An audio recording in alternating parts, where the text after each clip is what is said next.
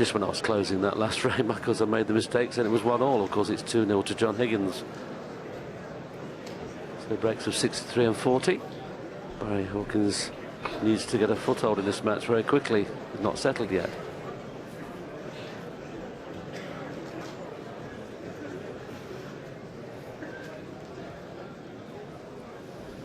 Settle down now, please. The third frame. Barry Hawkins to break.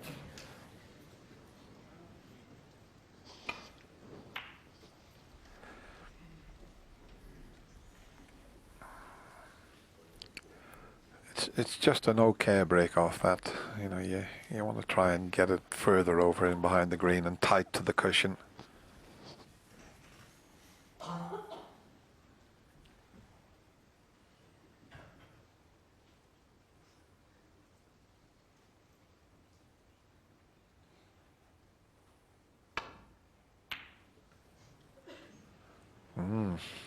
Oh, that was a poor shot.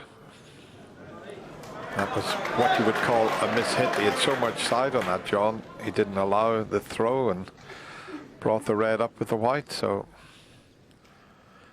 Barry's poor break-off shot has worked to his advantage here. Now the second session of this semi-final will be played tomorrow afternoon, and then 2 sessions the following day. 1.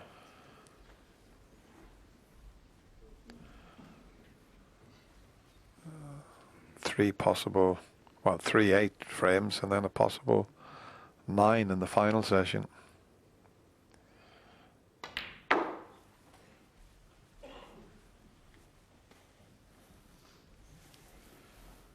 Just about okay. He wanted to be a bit further away from the cushion just to make it easier to control the next positional shot, but should be okay.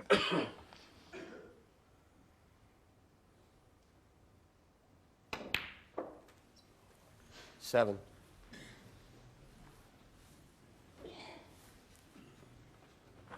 Doesn't have to go fully into the pack here, because if he hits the outside red, there's a red that pots into the opposite corner to the black, so he'd probably just be moving 2 reds into play here.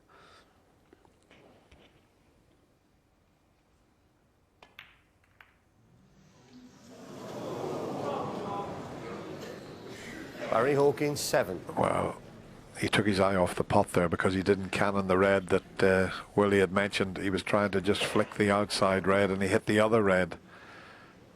So that was the cause of missing the black, just concentrating more on what he was doing with the white. And if he can get an angle on the black here, John, there'll be reds going all over the table. You'd think he'd screw back to the cushion with the cue ball. Yeah, you can see where he's striking. And now off 1.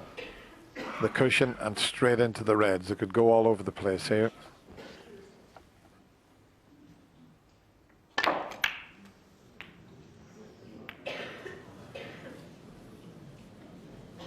And the reds went all over the table, but he was hoping the white would have stayed up amongst them. 8.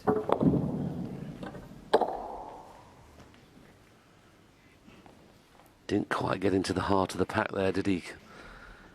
Just caught that red at the edge of the pack, which opened them nicely, but he needed to hit it full ball. This is a thin cut. The brown's available should he get it.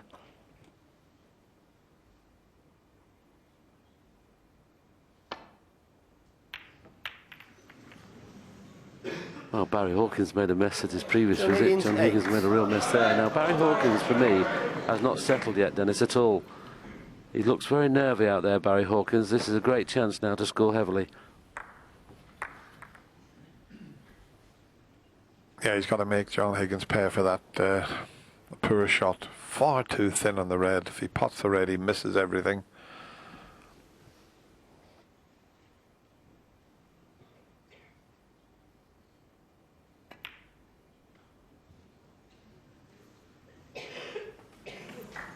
One.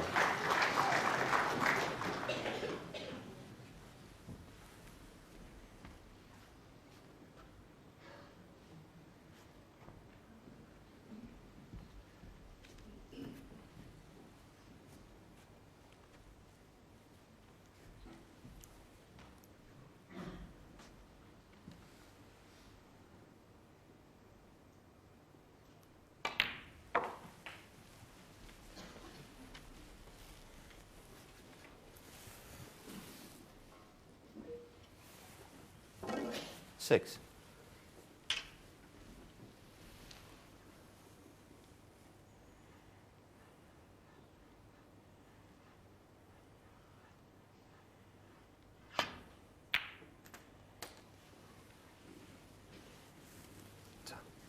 Seven. Well, that was a better shot than it looked. He had so much right-hand side on that to get down that side of the table. Now he can drop the blue and then bring the pink and red into play.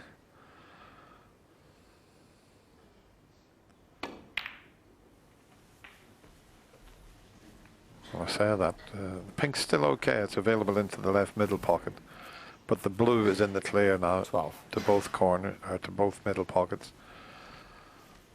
It'll go to both corners, but he won't want to be playing for that.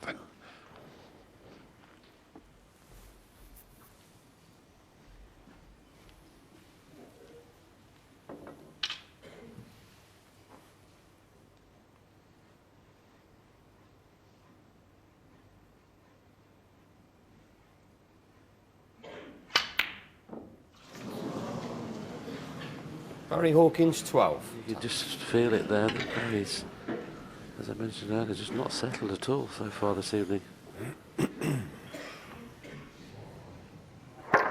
Usually very, very good with the rest.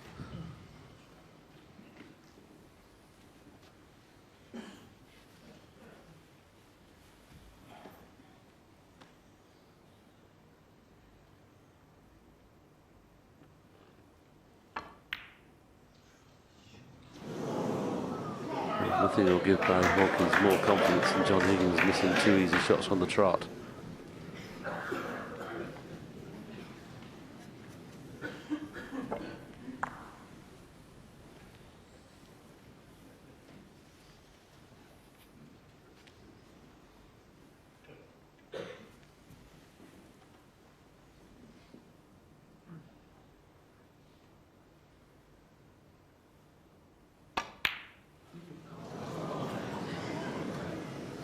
Well, I'll tell you what, at the moment Barry's just lost a little bit of his timing with his cue action.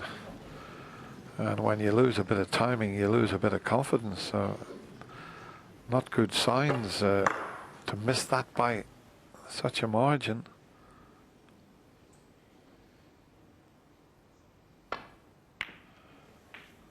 Now, John's missed a couple of easy ones as well. But I'll tell you what, knowing John Higgins, he'll want to capitalise on that bad miss from Barry.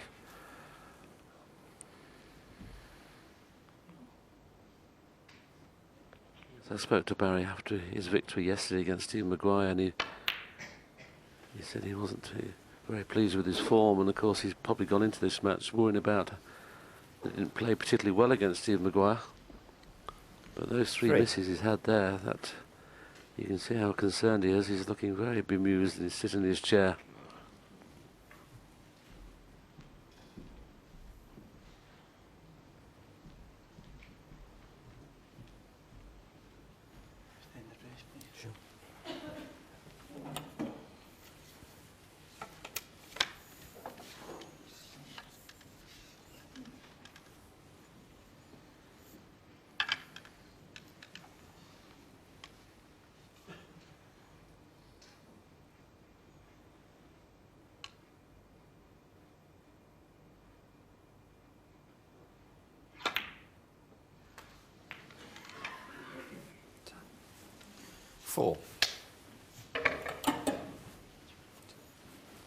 He just made sure of the pot that time. Pink was always going to be available. He's looking at the blue. Just means with the blue he's got to go in and out of the balk area, but with the brown off its spot, there's no problem with that.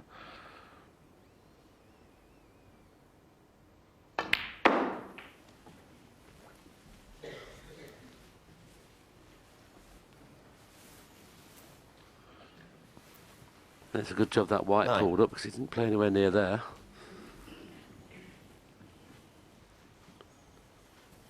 It's a big target now. If he gets nicely on the blue, he'll be playing that little cannon into... There's a V of those reds there, those 4 reds. If you can go right into that V, 10. They'll split perfectly. And he'll bring pink and black into play. Might not play it off this one, but he has got the perfect angle to do so.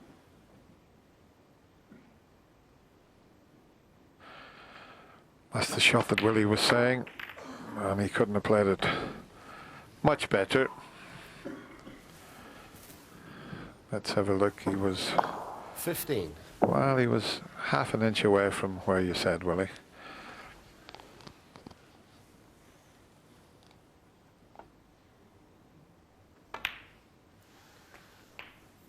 $16.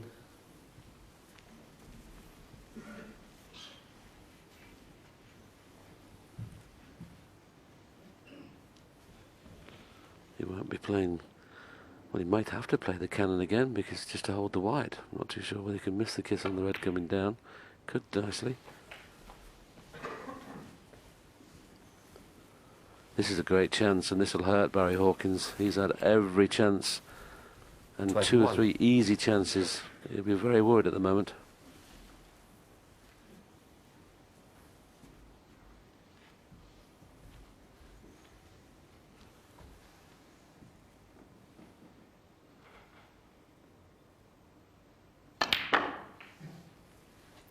$22. Yeah, he's just at 79% at the moment. John's not in the 90s just yet. I mean, there's an awful long way to go, 4 sessions, but you never, as we keep saying, you never settle till you get the first frame on the board. And I don't think Barry would be too concerned. He's more concerned with how far 29. he missed that red by. That's something he's going to have to put straight out of his mind. There's a big difference though, Dennis, isn't there, when you're sitting there and your opponent's made 80, 80, 80 and winning at one visit. But I mean, Barry's missed 2 or 3 balls there. That's what's going to concern him. It was not the 3-0 scoreline, it's just the way he's playing.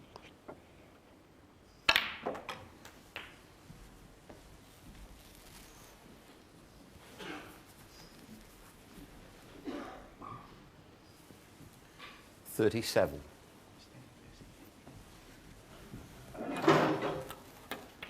John overscrewed that one. He was playing for the 2 reds between the pink spot and the black. And he had this one as an alternate.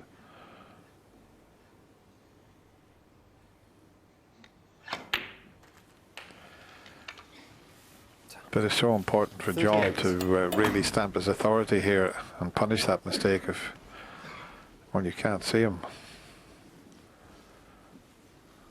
missing the chance here. 27 in front already.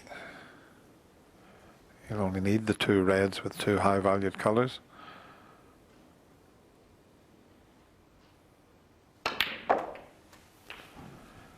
And that was a terrific shot because there wasn't much angle there, but these lively cloths, it's amazing 45. how you can force the ball over.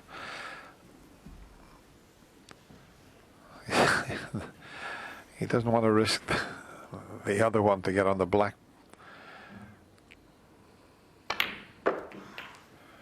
It would go, but he wasn't 46. quite sure.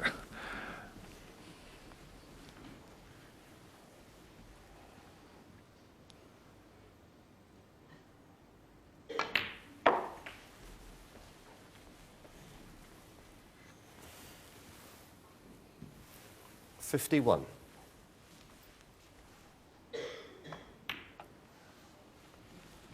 $52.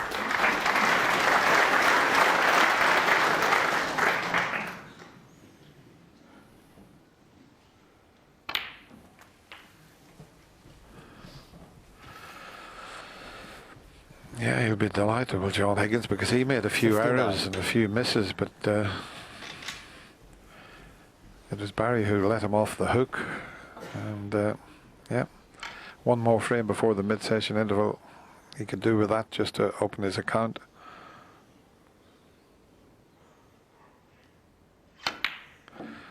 Doesn't matter about that. I think Barry will stay in his seat. I'm just looking to see. Yeah, he nods to the referee.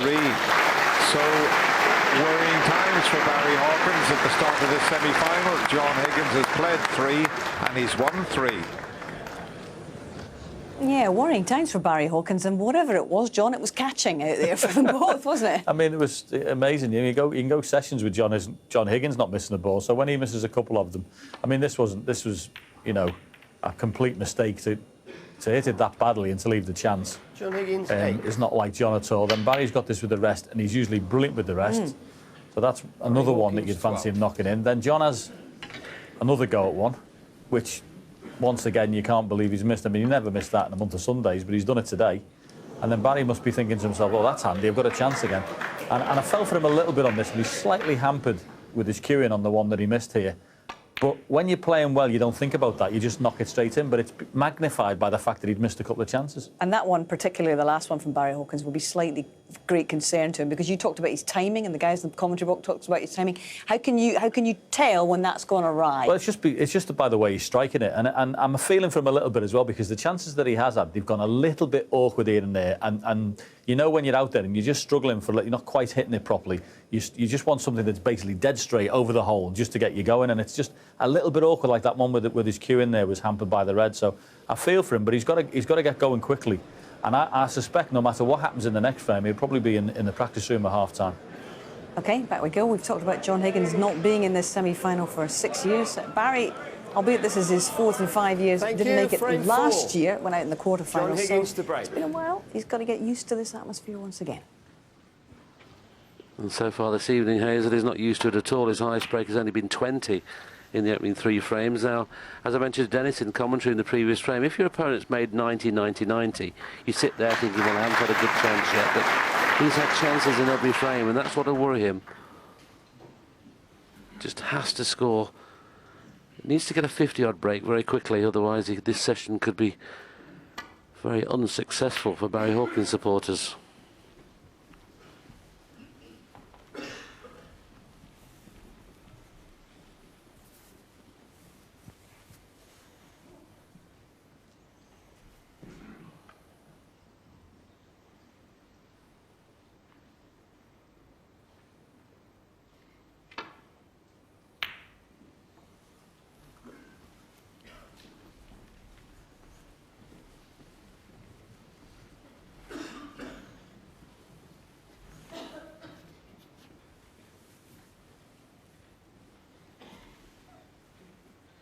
Now, if you were going well, you'd open these bunch up and play the cue ball back to baulk, but he may decide just to play this thin.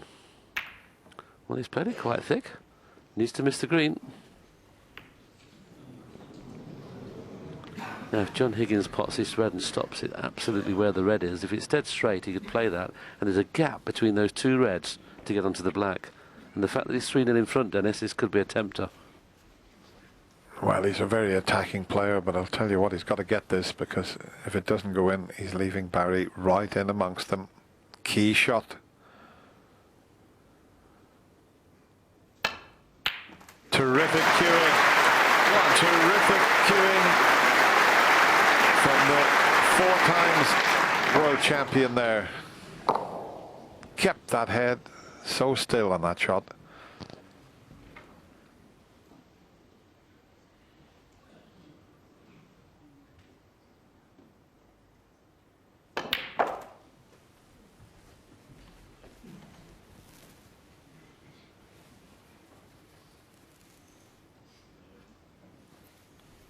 Eight.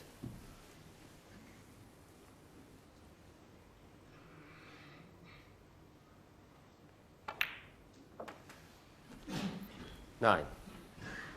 Well, decided against holding for the black there.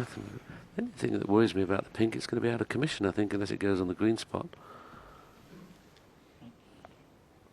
Little surprise he didn't hold for the black off that previous red.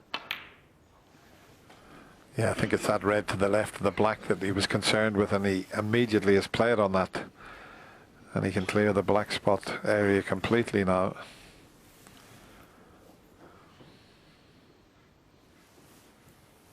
$15.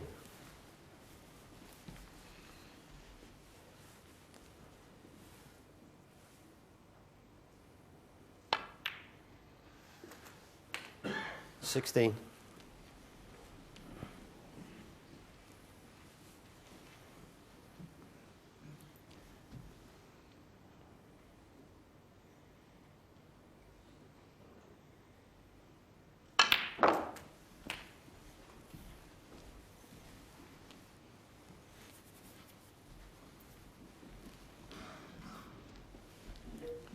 23.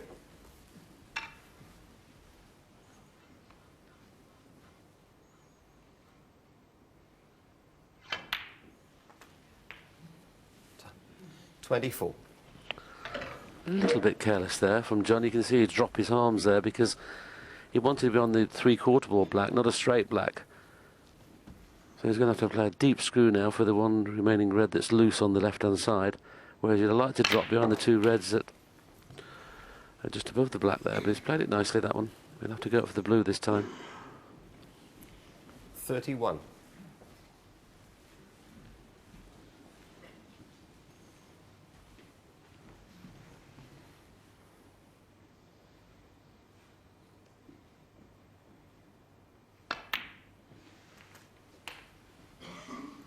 $32. Yeah, that's where he'd love to put the white anywhere near that circle. He's got a choice of reds to get onto the black.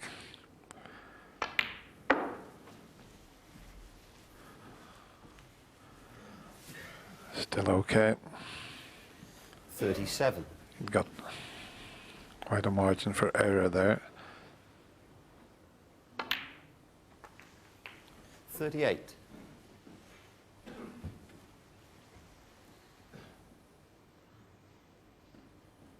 From that picture you can clearly see there's two reds available, so this should be at least a 50 break from this position. 45. There could be an awful lot more.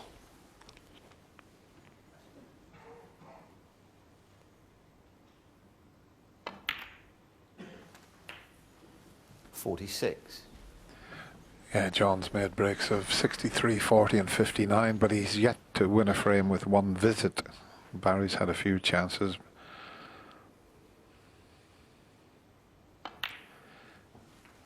And this is the sort of thing you've got to do in the semi-final of a World Championship. If you've got your opponent 3-0 behind, you want to win the next frame with one visit.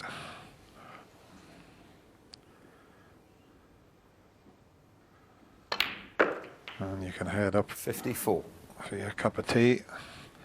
John will go to the dressing room. Barry will go to the practice room, I feel.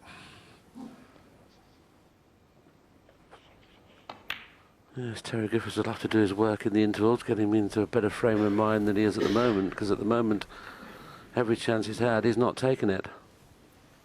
61.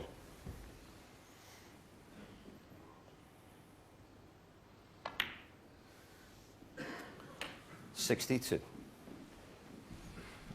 Just looking at John's centuries this season, 47 he's had. He had 41 last season.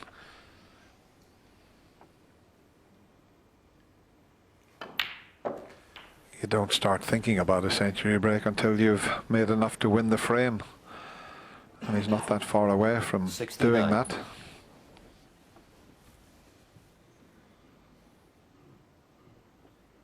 Just this red, Dennis. Oh, missed it. Can you believe that? That was frame ball. John Higgins, 69.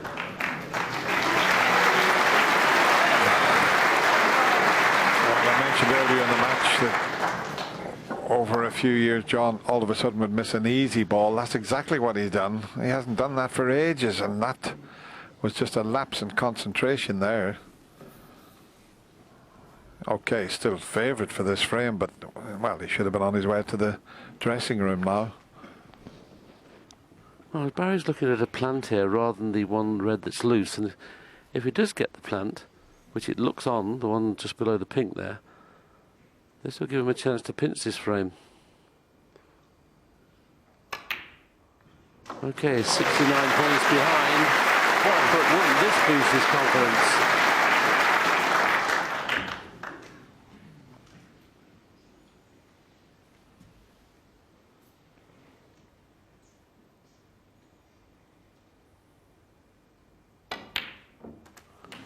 When you haven't made a break above 20 in the opening three frames, to suggest that he can try and clear up is hard to do, but he knows now that it will hurt John Higgins if he can do just that. Mind, we had a few oohs and ahs from the crowd. He wobbled that black, did Barry there.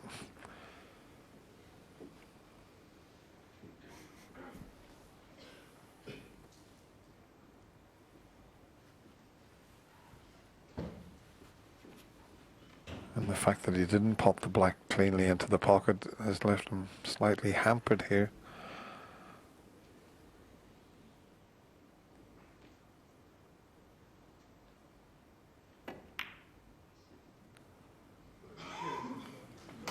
Good recovery there.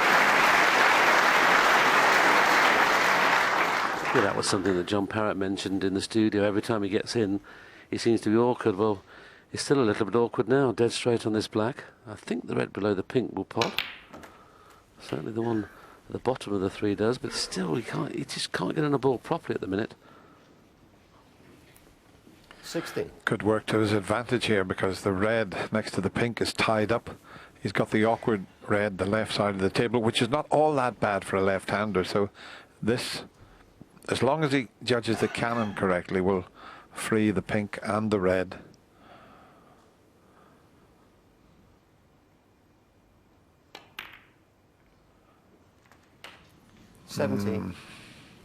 He's got the pink, but he's just running away. And I think he can avoid the yellow, you know, and get back up to the reds. So another key shot coming up here. Playing ball will take him past the yellow when he pots this pink. Yeah, as you said, I mean, this is a best of 33 frames, but this is it could be a big mini turning point in this semi-final. 23.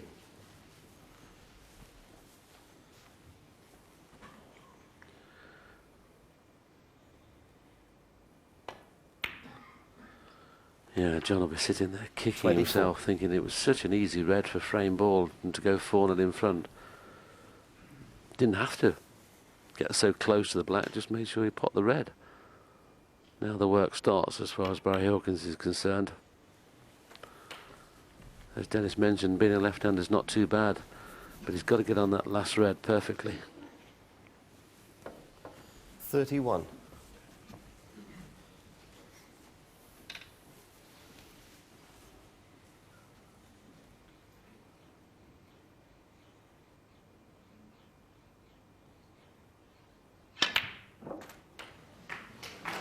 Now has he got the angle to get over?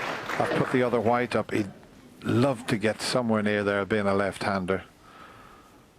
I think he can do that. And if he does get there, Dennis, would you risk playing for the pink off this last red?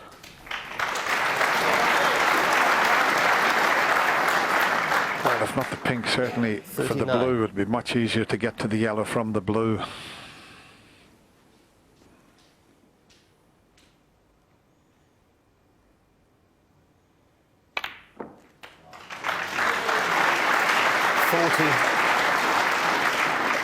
Boy, what a frame this would be to pinch.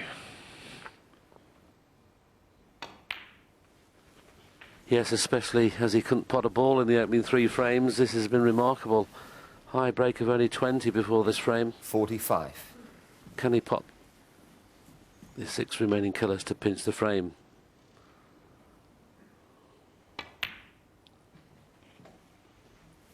$47.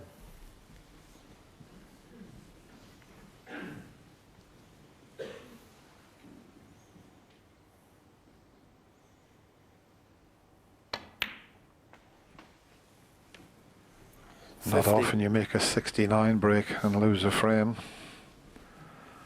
But that could happen here. How has he finished on the brown?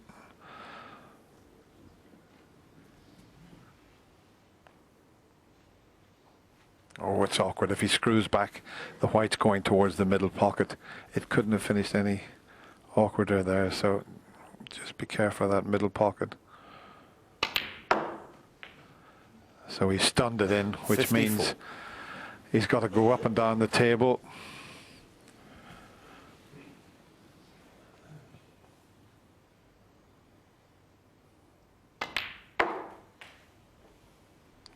Well, he's good with the rest. He's going to have to be here. 59.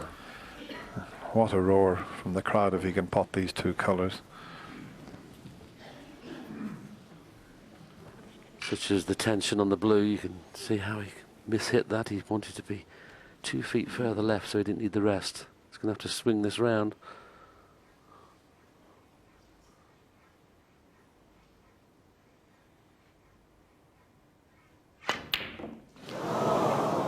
Yes, it was. That wasn't the bad shot. It was the bad shot on the blue. John Higgins will be absolutely amazed that he's coming back to the table with a chance to be 4-0 in front. What a strange frame this has been, Dennis. Mind you, after missing the red that John missed, you know, the pink's not a gimme. You'd think he'd knock it in, but bit of pressure on this.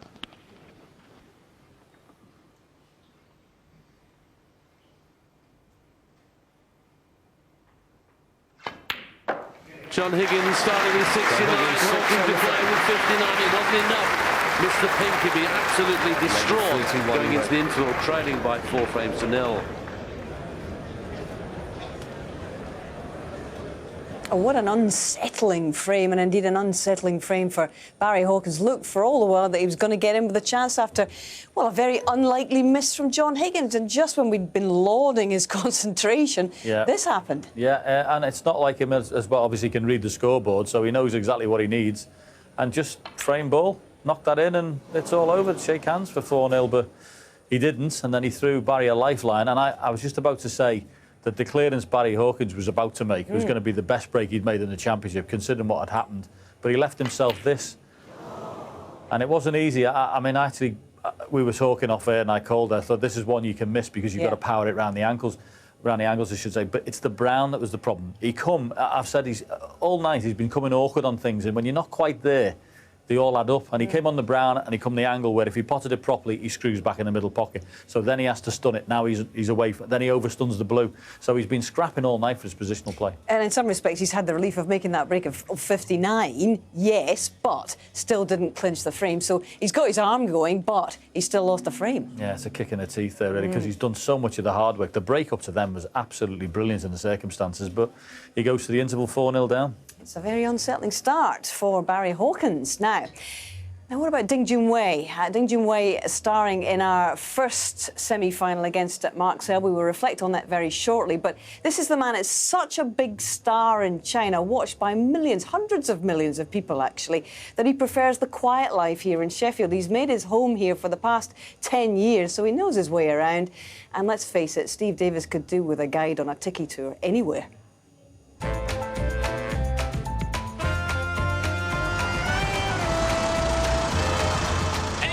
Taxi.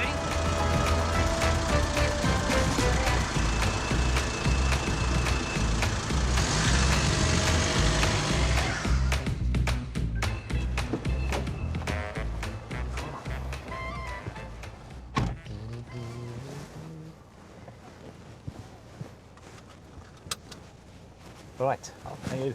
I'm going to be driving. I'm driving. Sorry. Yeah. Yeah, okay.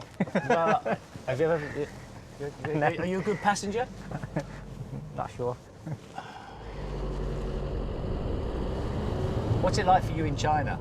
Me? When you generally you go out to a bar. Can you do this, or is it so? Are you so famous in China? They go crazy.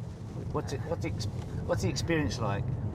Actually, I never did that before, so I don't know what's that's going on. So Really? every time just in the tournament, between the tournaments and those, it's big. So it's a normal day. I just take sunglasses and I just want my life back. Yeah. Like I live in UK. I'm enjoying the very relaxed. It's nobody come excuse for. If one person's coming, maybe some person too excited, so and they shouting, "Oh, it's staying," and then everybody hear that, and then comes together. So well, sometimes bad. Just get carefully. And on the equivalent of Twitter on Weibo, is it Weibo? Weibo, yes. Weibo. How many followers have you got now? I think over 5 million. 5 million followers. David Beckham territory. Oh, all right. Sorry. Surely, if you go back to China, you can get a helicopter everywhere now. Helicopter? No? I haven't. Why not? Haven't tried a helicopter before. Have you never been in? It's okay, yeah. Yeah, that's great. Great. It's more fun than the plane, I think. Okay. I will take chance to. What have you got on your list of things to do? You know, have you heard the word bucket list? Bucket list. Bucket. No. You know the word bucket? It's like a thing. It's a bucket, right? Okay. And you make a list of 10 things you want to do in your life. Okay. 10 things you haven't yet done. Okay. What would you say? 10 things you want to do. So like 10 things. on your list is like, would you like to jump out of a parachute jump? Yes. You want to do that? You want? Yeah. That's one. One. What else? Bungee. You bungee jump? Yeah. No, not yet. Do you want to? All right. Yeah. It's things you want to do. Yeah. But maybe I have to take a long time to get ready. Do you think you jump, or do you think you'd have to be pushed? I think I jump. Yeah? Yeah. Just the thrill seeker in you, the thrill. Yeah. Go for the adrenaline rush. Sometimes needed that, and just go for it. And then there's nothing to lose then. You got to trust that somebody's tied the rope around your legs properly. Oh yeah, I got to trust it. You got to trust them. And you want your friend to do it. I'd like my friend to pack my parachute. I don't want anybody to pack my parachute. Okay, yeah. Yes, there's somebody you trust to put on for you. Totally. Yeah, thank you very much. At the last event in Daching, Yes. I got presented with a special teapot Oh, from your father, yes. and he makes teapots. Yeah, my father make teapot. Yeah. So how long's he been doing that for? He likes teapot. He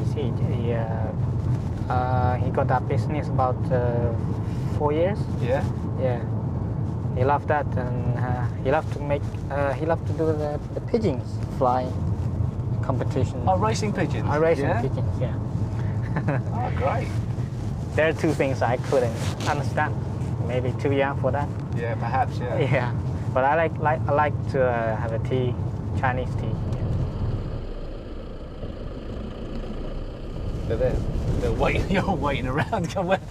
Where's he gone? He's gone straight to the airport. No, back to hotel first. Is that real fast? He's just phoning you up, find out where you are. Yeah. Is that Cheers, good? Ding. Thanks. Okay. Thank you very much. Thank you. Cheers. Thank you. Thank you.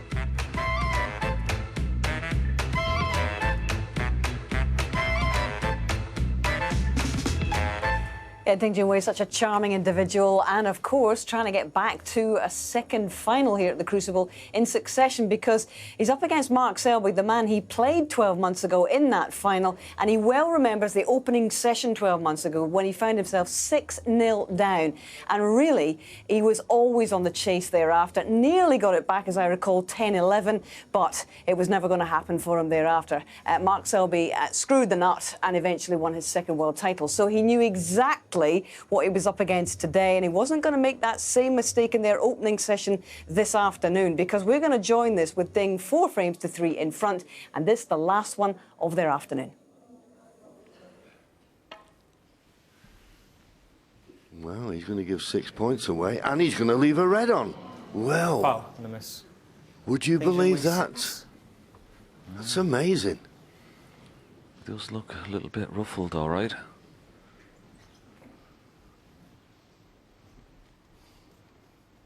I was just on the verge of saying I'd rather have a good cue ball welded to the fork cushion and let him hit the reds. Yeah. Never expecting him to miss the big target and not only hit the pink, leave this red on.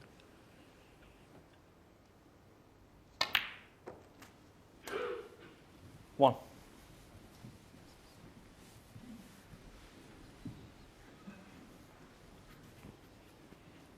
So he's going to have to sit there now and wonder how many points that mistake has cost him.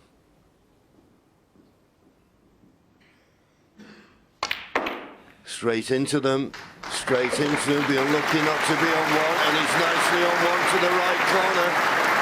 That was very positive, and boy, Ken, did he play that well. Yeah, didn't want to hit the pink that time, wanted to hit the red just to the right of the pink, left of the pink, as we look, and played it to perfection. Held the white.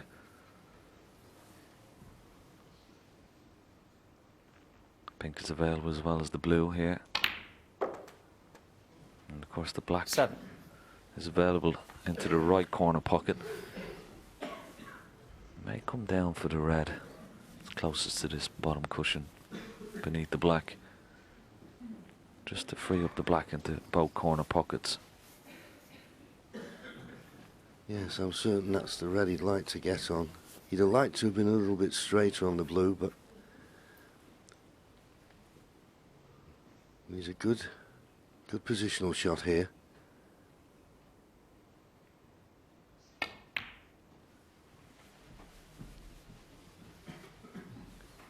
And he's played it. He's played it. Yeah, that's the 12. beauty of break building. You give yourself options, and when this red goes in, the black will help him try and win this frame from this position. Open into both pockets, of course.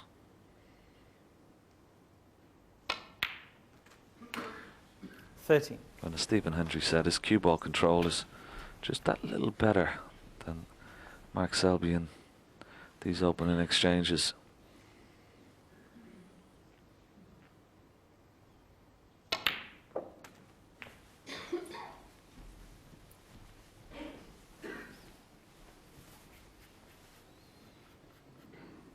$20.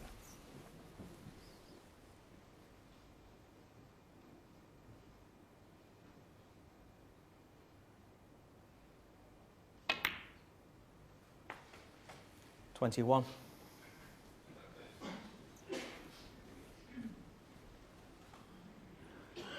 48 points from this position to get to the snooker's required stage and take a 2-frame advantage into the second session tomorrow. He does have the angle to go into the 2 reds right above the black. That's what he's looking at, and I'm sure the top red of those 2 that we're looking at now goes into this bottom right hand corner pocket.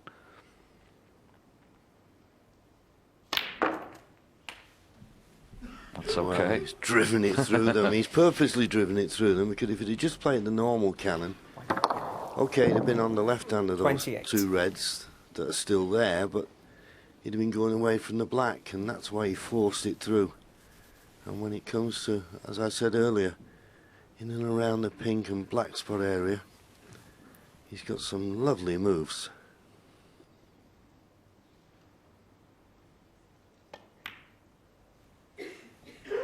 Just got a 29. wonderful touch, and he makes it, the breaks look so easy because of his position of the cue ball. I mean, when you watch where he puts the cue ball, it's no more than 6 or 8 inches from the next ball. Well, they say that the best breaks are the ones where 36. people say, well, I could have potted that.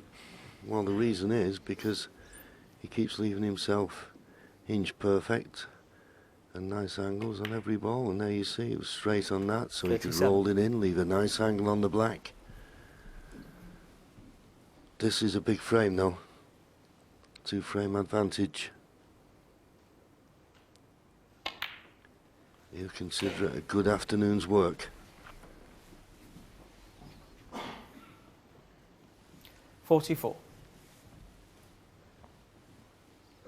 You see 50 ahead, but it all came from that split, John. I mean, he hit the blue. He couldn't go into the pink this time. He had to hit the red full ball. And just look at the reds, how they opened up beautifully. Excellent shot.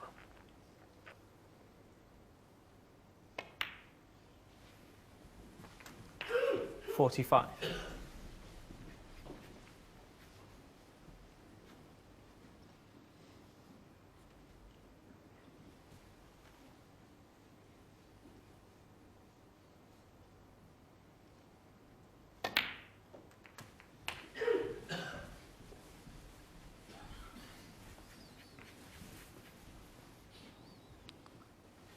$52. Just a little bit hampered here by the pink, but I think he only has to roll the red in to get position on the black, so he doesn't have to do too much with the cue ball.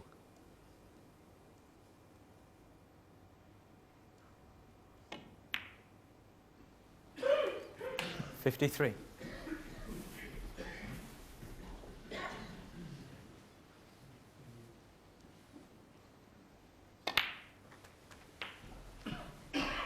Yeah, we were talking at the start of the match with Hazel in the commentary box, Ken, and how would he feel after beating Ronnie O'Sullivan in the last match? And Gary Baldry, remember, he used to go around with Ding Junhui a lot. In China, it was always looked upon, could he beat Ronnie O'Sullivan? And he's, you know, I mean, we looked at the head-to-heads before he beat him yesterday, and it was 10-2 to Ronnie. Yeah. And the fact that he's now beat Ronnie has proven 68. to everybody that he's capable of beating anyone in the game. And I think he's taking that confidence 69. into this, and the applause tells you that he's past the point where Mark Selby needs snookers. And it wasn't only just beating Ronnie, but beating him here at the World Championship as well, John. You know, over the best of 25 frames. And Ronnie playing well. 76. Let's not forget that. We were a little bit concerned. Would he have a 77. slight hangover from that win?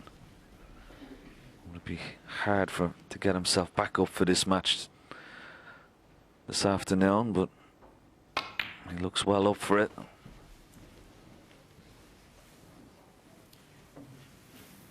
There's another wonderful positional shot, just to find that gap between those reds. 83. It's had no effect on him. If anything, it's given him that air of confidence. But this is going to be a cracking semi-final. Ding is going to have the slight initiative, but 88. I'm sure Mark Selby is going to be coming back at him. I think we're in for a wonderful semi-final between 89. both players playing at the top of their game.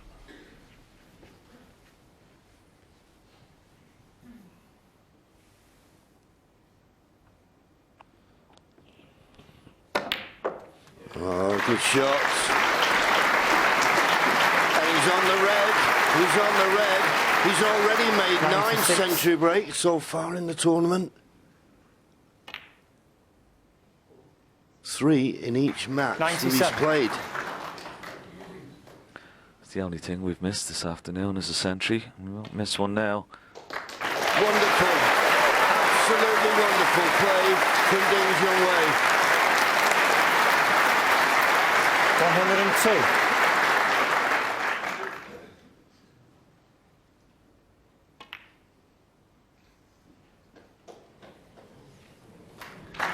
And the 63rd century break of the tournament so far. Remember, 86 is the record. Another lovely shot. Well, he's not on the yellow. He's going to end on 110, but he'll be very pleased, as I say, with his afternoon's work. And it's Ding Junhui, who has a 5 frames to 3 lead over the defending champion. Mark Selby with a bit to think about. Didn't Ding Junhui do well?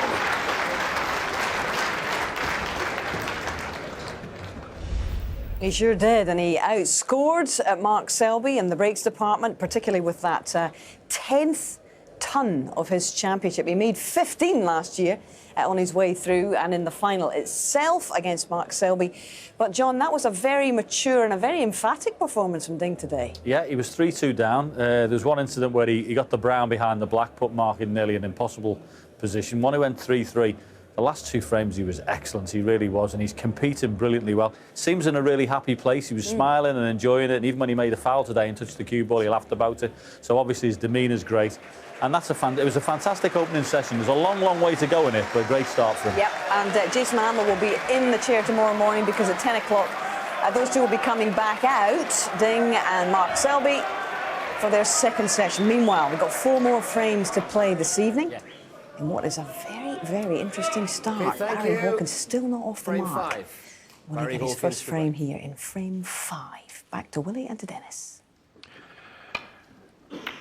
Yes, Hazel, he could do with this opening frame. And how many times have we seen the mid-session interval change things around? Both players got a great reception back to the table, but probably more so Barry, the fact that he's 4-0 behind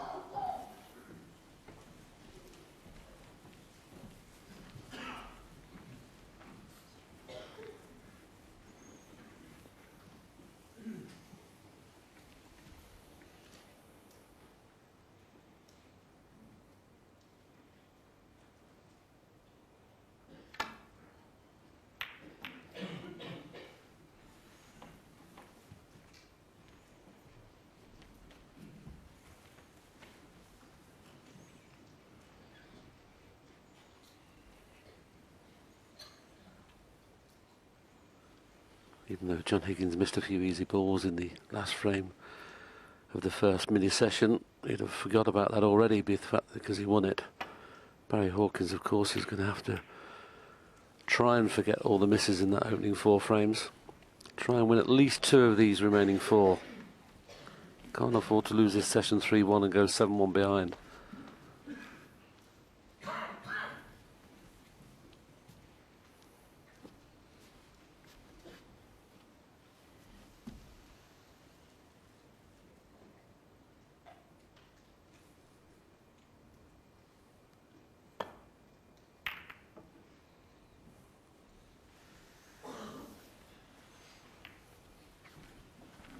Not the best safety shot from John, and an early test to see if Barry Hawkins has been to the practice room, because he's faced with a long straight red. It's a bit awkward to get on the black. There's a few reds blocking the path, but he's just off straight, so he could play it with topspin, but this will tell us if the timing is back.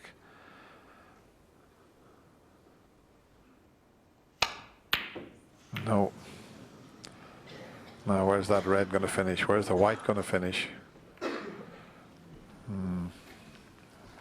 Early chance for John Higgins. I just wonder why. I mean, the pink pots, Dennis, and the black. And he was trying to screw back for the blue there for some reason. Well, certainly for the black. Now, what I didn't understand, because he's so good at playing that shot with topspin, you know, and he would have headed up back towards the blue, but you know, he plays it much better when he plays it with the run through.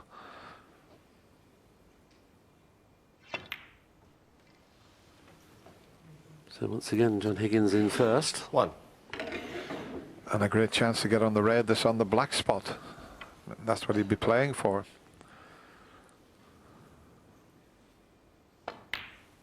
Yeah, he's run through with the cue ball. He's perfectly on that red that's near the black spot. Play for the black. It's back nicely in the open. It's an 6. early chance.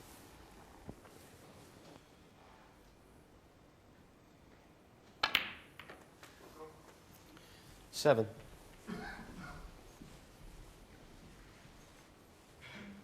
Got a little bit to do with the cue ball here. I'm not too sure whether it's thin enough to be able to play the stun to keep the white. He'd like to get the white where it is now, but I'm not too sure he can do that from this position. To judge the pace just right, and he's done just that. Amazing, 1,000 balls potted from John Higgins 14. and Barry Hawkins, only 5 balls behind, but more importantly, Barry Hawkins needs a few frames, not points. 15.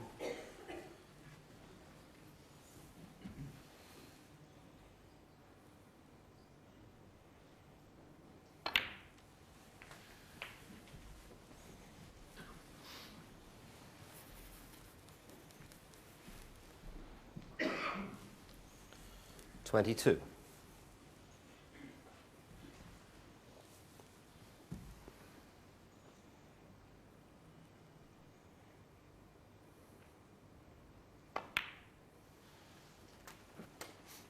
$23.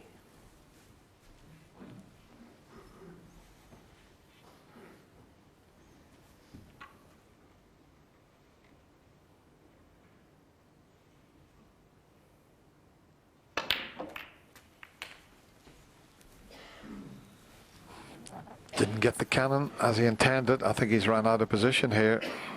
He wanted to hit 30. that a little bit fuller and it would have opened a lot nicer. Still a bit unlucky not to be on one, but it's end of break.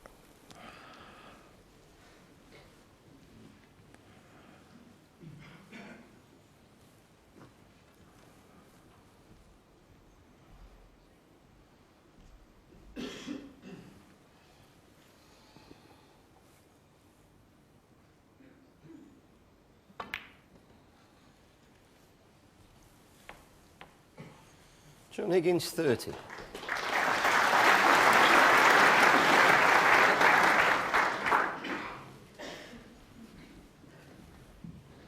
And even that shot, John will be a little disappointed, because he should have been in behind the green there and near the cushion.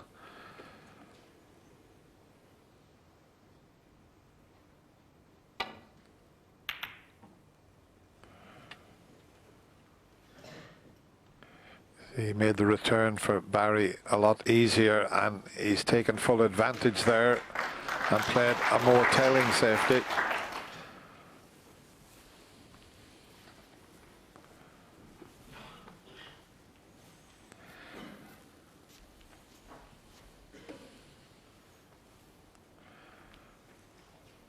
Well, he's looking at the side cushion and just nestling on the red. It's near the right corner pocket, but he might leave some sort of pot on if he doesn't get this absolutely right.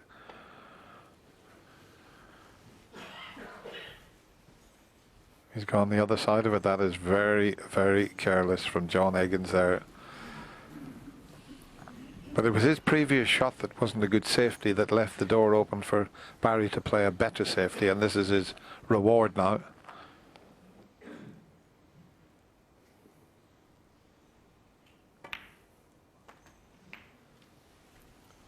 One.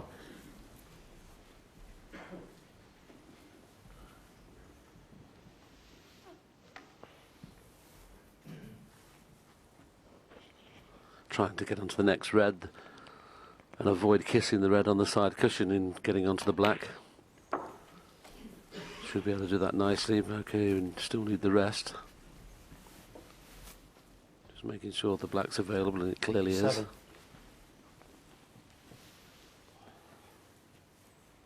Well, he can reach it without the rest, so doesn't have to do anything with the cue ball here, just play it plain ball.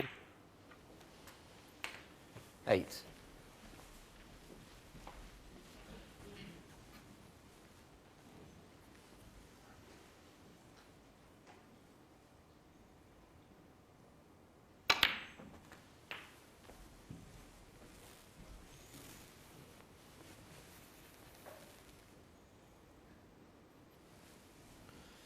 $15.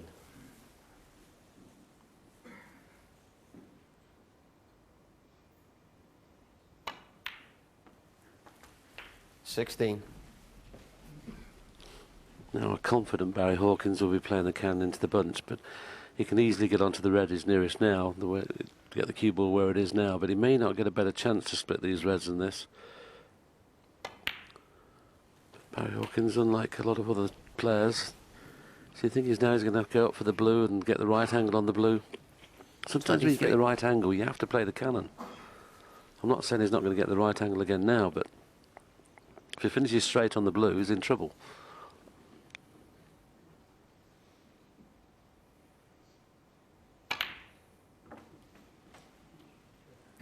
$24. He's left that shot we were talking about at the last visit, but this is a little bit more difficult. He's about 6 inches higher up the table than he was before.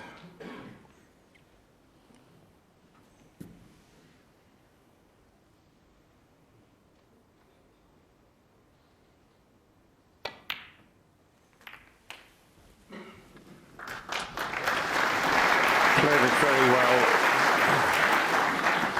It's worth another look at the cannon, although I said he's played 31. it very well. The first one's just a little awkward into the right middle pocket, but he's got a gap to go through for the blue. Just put everything into this. Concentration after that lovely split.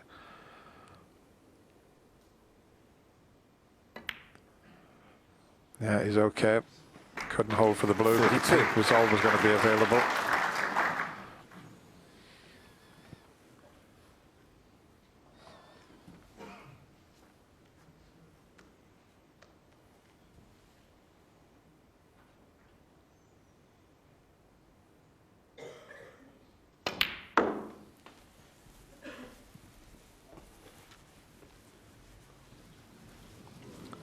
Never rains, but it pours sometimes.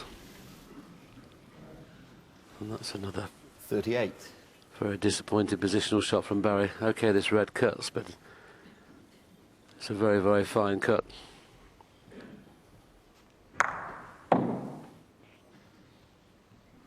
Need that white to stop, 8 to 10 inches before it did.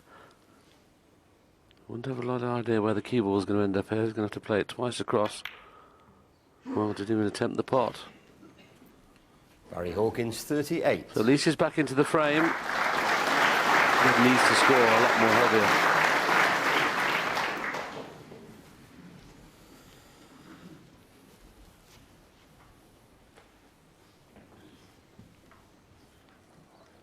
chance here to get a good cue ball, doubling this red back across.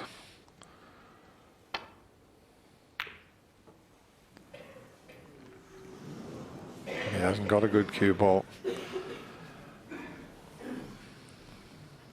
And not only has he not got a good cue ball, he's pushed that red near the pocket.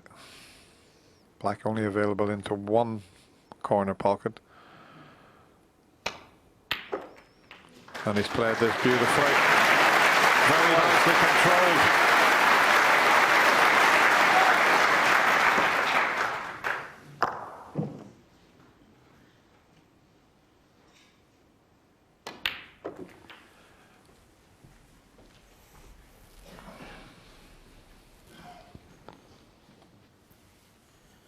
Eight.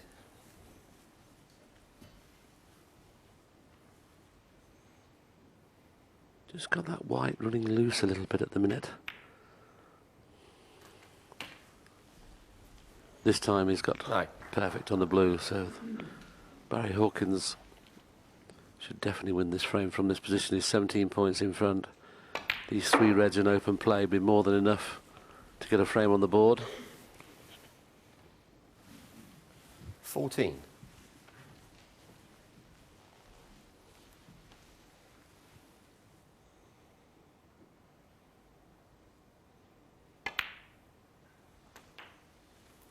$15.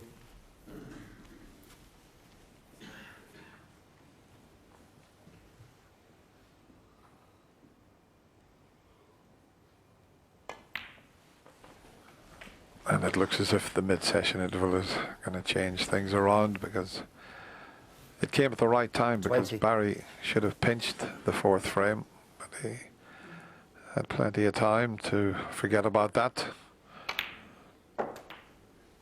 21.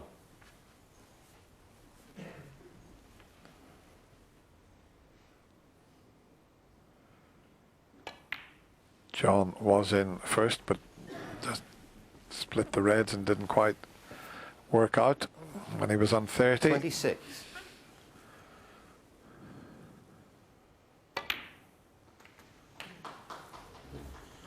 He'll be feeling much better now.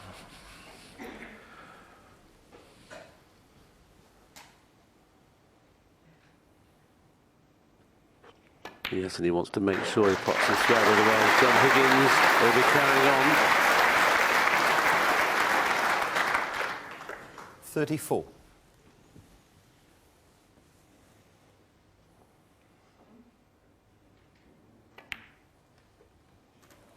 $35.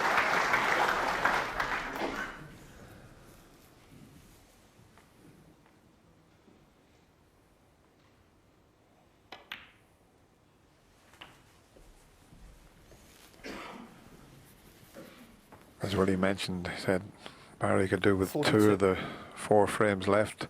Now that he's won this first one, he'd be looking for 3 44 of this little mini session.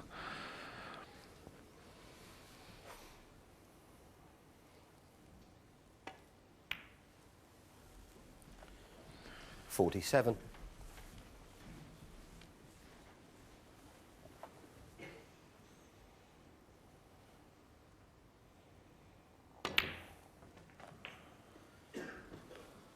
$51.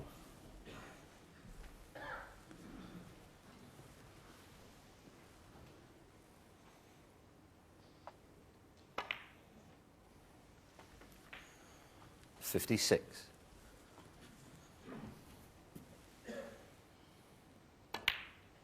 Not bothered about playing for the black. Barry Hawkins on the front.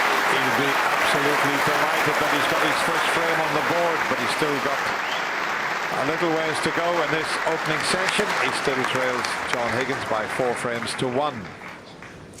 Yeah, well played, Barry Hawkins. He's off the mark in this semi-final. I'm sure it's a huge relief to him. And we saw him in the practice room with Terry Griffiths, clearly working on his timing. Nothing wrong with the timing involved in the first red to get onto that black. No, and we were talking about, you know, it's difficult to actually say what time it is, but if you don't hit it properly with this one, you won't be on the black. He hit that absolutely beautifully. And lovely bit of control and perfect on the black, and made a, you know, a very good frame-winning contribution. But it's good to see. And obviously, the great thing with Terry is he's somebody who's been in the pit. So it's very easy to listen to him. He knows all about the emotions, all the things that go through in matches, and having that experience there just to be able to bounce off is very useful. And we should say congratulations to Terry, because not only does he have does he have Barry Hawkins in the semi-final, he has Ding Junhui as well. Now, he's worked with Ding for 18 months or so, and he's worked with Barry for fully 5 years. And in that time, Barry's career has really taken off. He's been to a Masters final, he's been to a World final. This is him in his 4th semi-final here.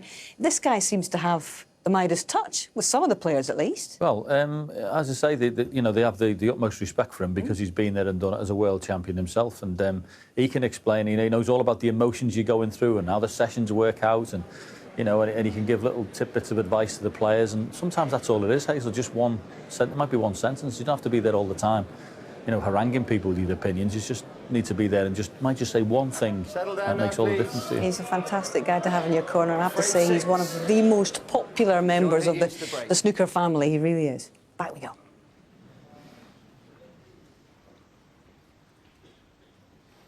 John Higgins breaking off in frame 6. He now knows Barry Hawkins has got a foothold in the match, so he'll be trying to win at least 2 of these remaining 3 frames as well.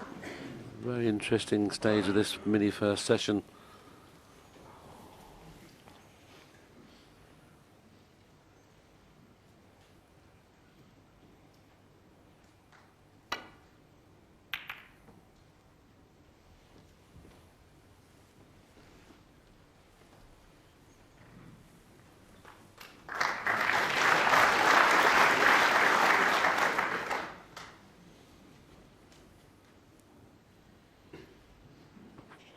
Thing is, when you are 4-0 in front at the interval, you'll be thinking, well, you'd be very disappointed if you didn't win more than 5-3.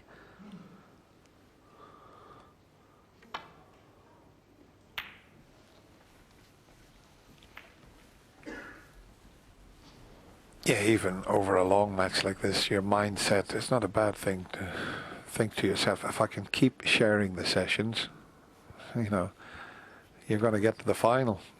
Easier said than done, but psychology plays such a big part in this game.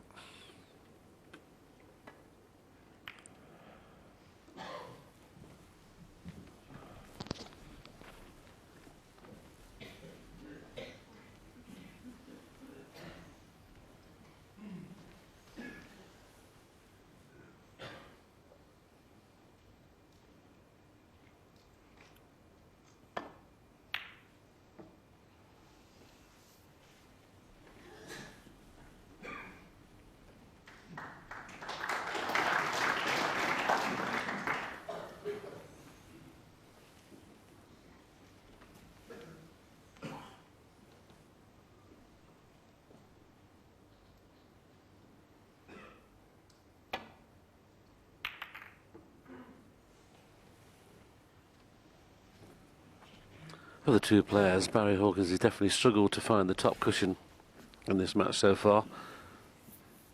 A little fortunate to have left him hampered on the brown.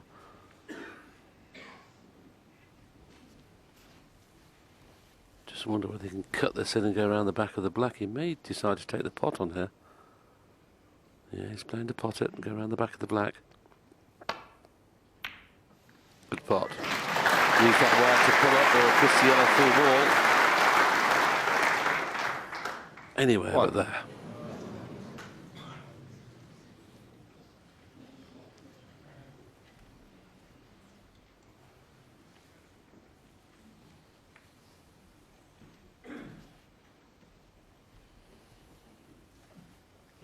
Ramble.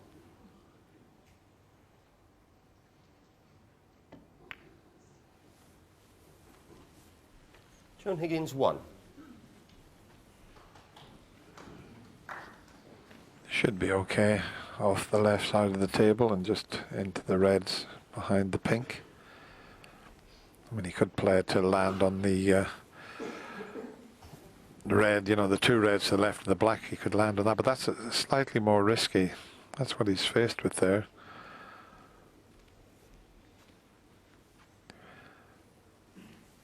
Now this is a little bit more difficult than when he's trying to land on here. You'll have to be very precise with this. I don't think that's going to reach. Foul. The miss. John Higgins 4.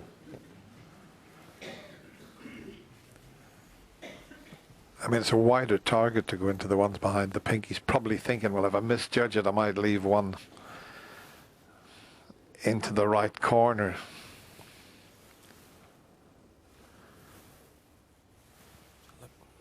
Okay, John. See, he wants to hit this red from behind.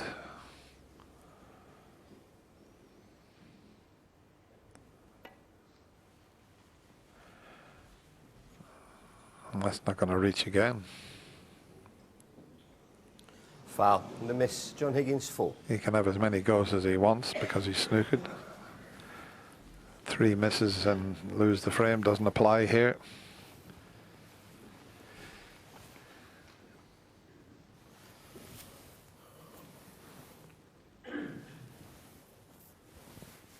Okay, John.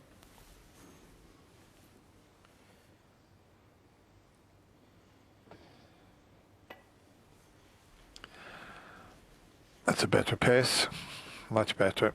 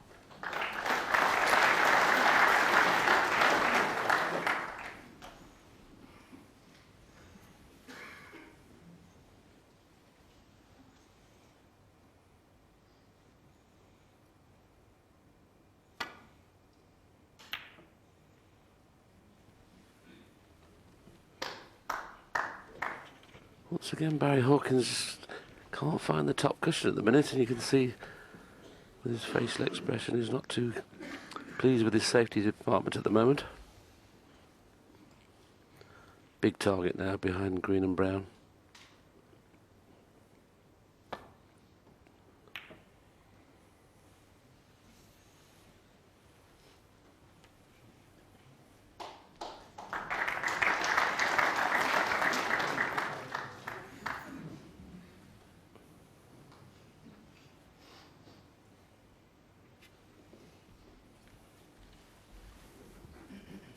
Barry Hawkins just wondering whether it's worth having a go at this. It's tough to get back into balk and avoid the double kiss, so he may well take this on.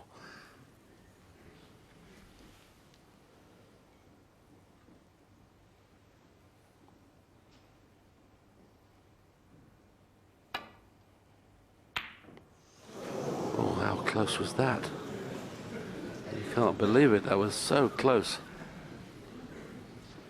Well, normally the wobble and run away from the pocket, but it was so close, as you said, Willie, that it's just stayed over the pocket. Wobbled about 4 times there.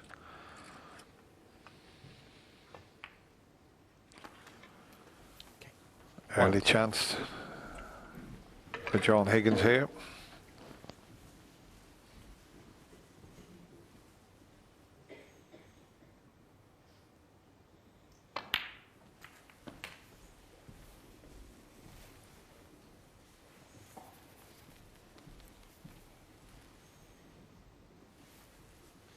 Eight.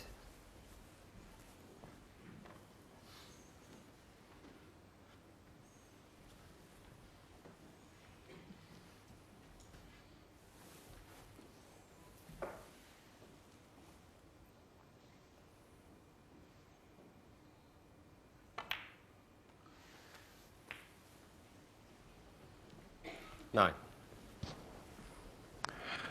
Not the best from John there. He played for the blue, believe it or not. He overhit it by that much.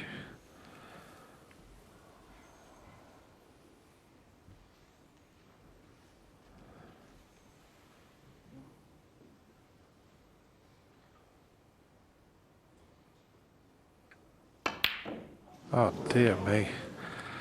That's worrying signs.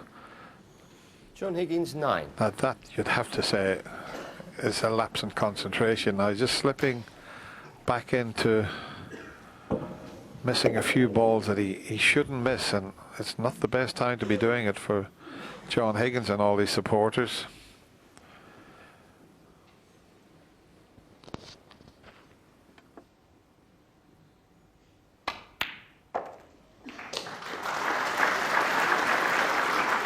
One. If Barry needed a little bit of confidence, that nothing breeds confidence into a player than your opponent missing. Now the 2 reds above the black he'd like to get onto here, but if there can be a good thing about missing the easy yellow that John Higgins just did, he's put the black safe. You're probably trying to get onto the yellow off this next red. 4. Either break into the bunch or move the red away from the black.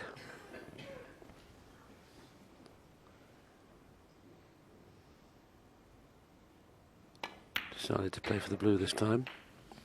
5.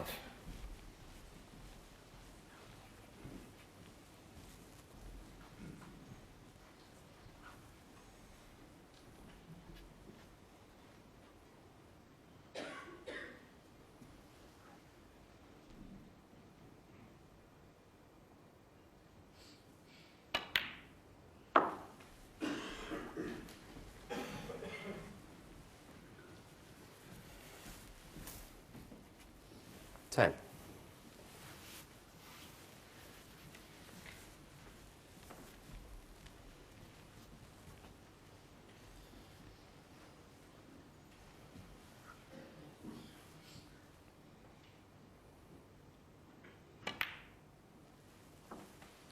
Eleven.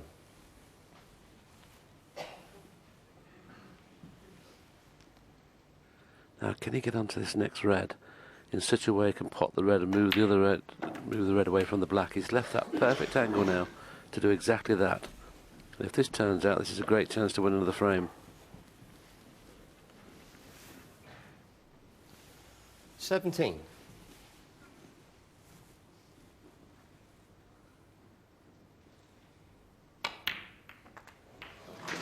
18.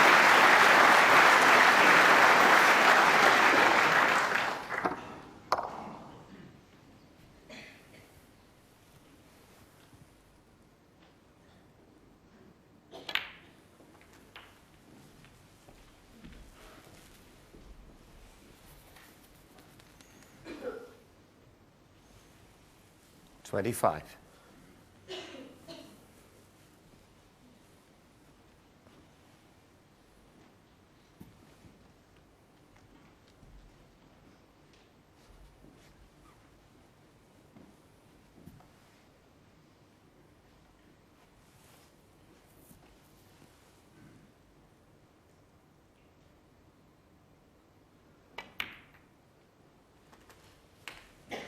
26. Still got a bit to do here, but John Higgins, this shot here, he's just stunning down for the blue. I mean, to hit it that hard and then to miss the yellow.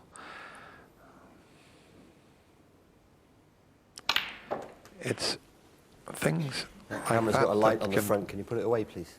turn matches around. Referee Paul Collier just 33. asking someone, I don't know whether it's a phone with a light on it, to take a photograph, but they're warned not to do that before the match starts.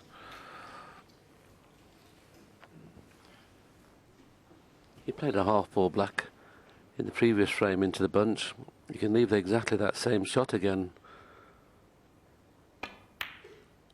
If this cannon works out nice, I think that 34. maybe the bottom red of the cluster of 5 pots into the opposite corner that he's playing the black in. He certainly shouldn't have finished straight, which you can see from that picture, absolutely straight.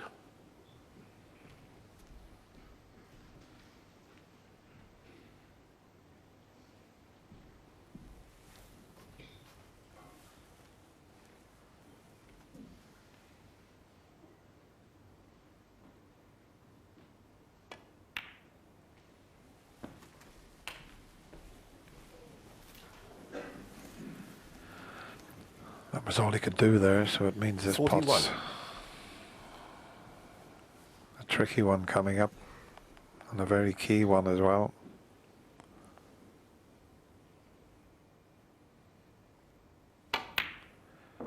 That's much better for 42.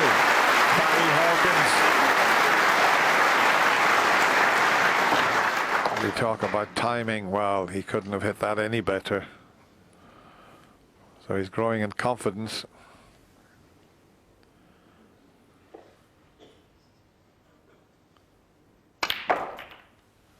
Beautifully played.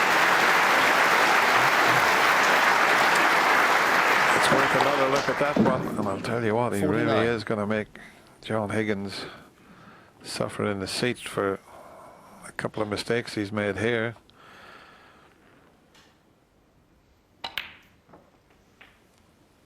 $50.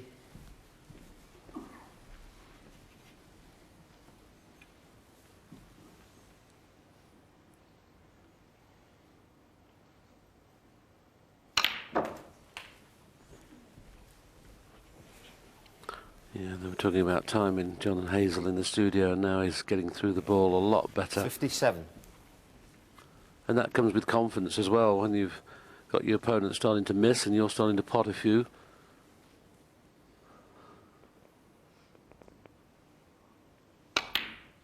That puts him 40 points in front, so just one more red after this 58. black. When he was 4-0 behind at the interval, he'd be thinking, well, look, as long as you win at least 2 of the frames, I'll be happy to get out of this session. But now he'd be thinking, I've got every chance of being all square at the interval.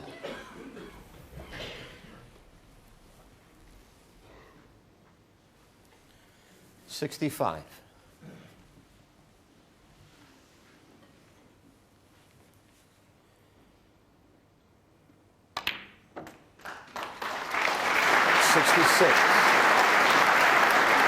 All of a sudden, position's becoming easy now. He's got the timing right. He's got the pace of the table. It took him a while.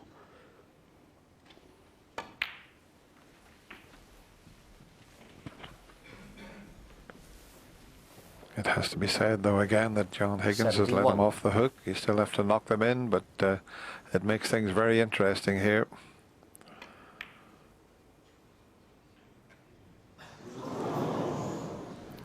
Doesn't really Barry matter Hawkins, about 71. that. You wouldn't think John's coming to the table, but it should be 4-2.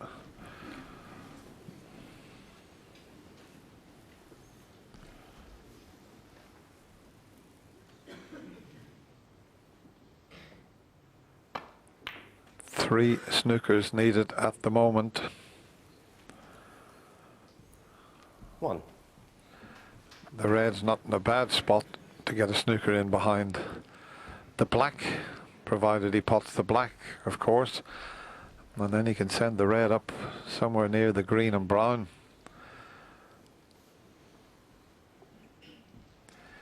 Seen Peter Ebden earlier in this year's Betfred World Championship need 4 snookers and win a frame against Stuart Bingham.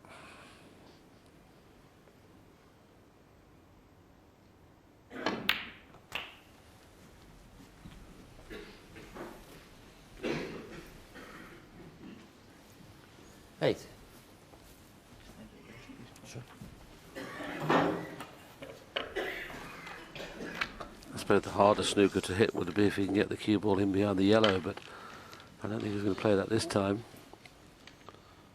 Or maybe he is. No, he's still in behind the black.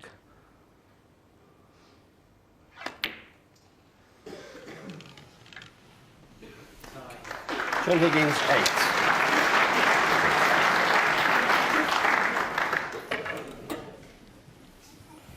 Just got to be a little bit careful here. The easier escape is down the left side of the table.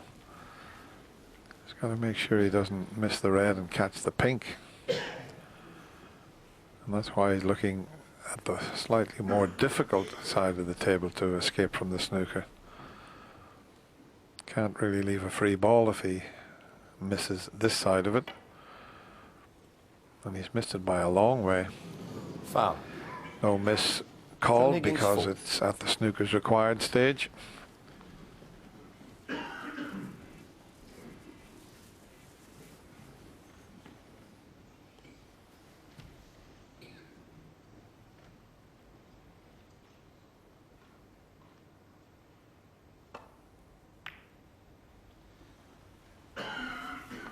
Well, that's a shocker to knock the black safe. Barry Hawkins will be absolutely delighted to see that.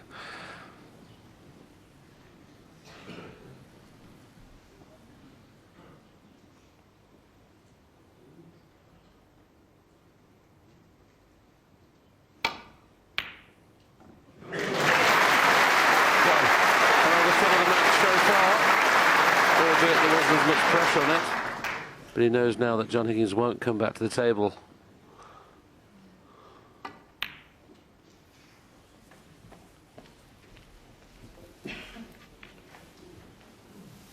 He'll be absolutely delighted, even though he's 4-2 behind.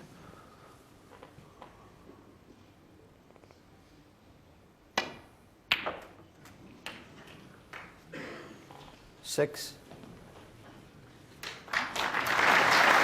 Took him to frame 4 to make his highest break of 59. He improved on that with a 62 in frame 5.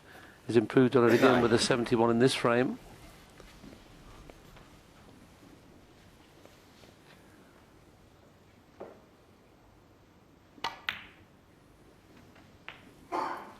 $13.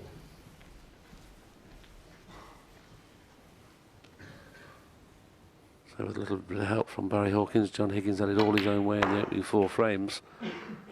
It's a different story now. 18.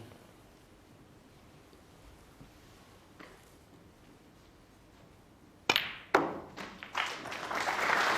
don't think he'll bother with the black, he's just making sure he understood what the cue ball was.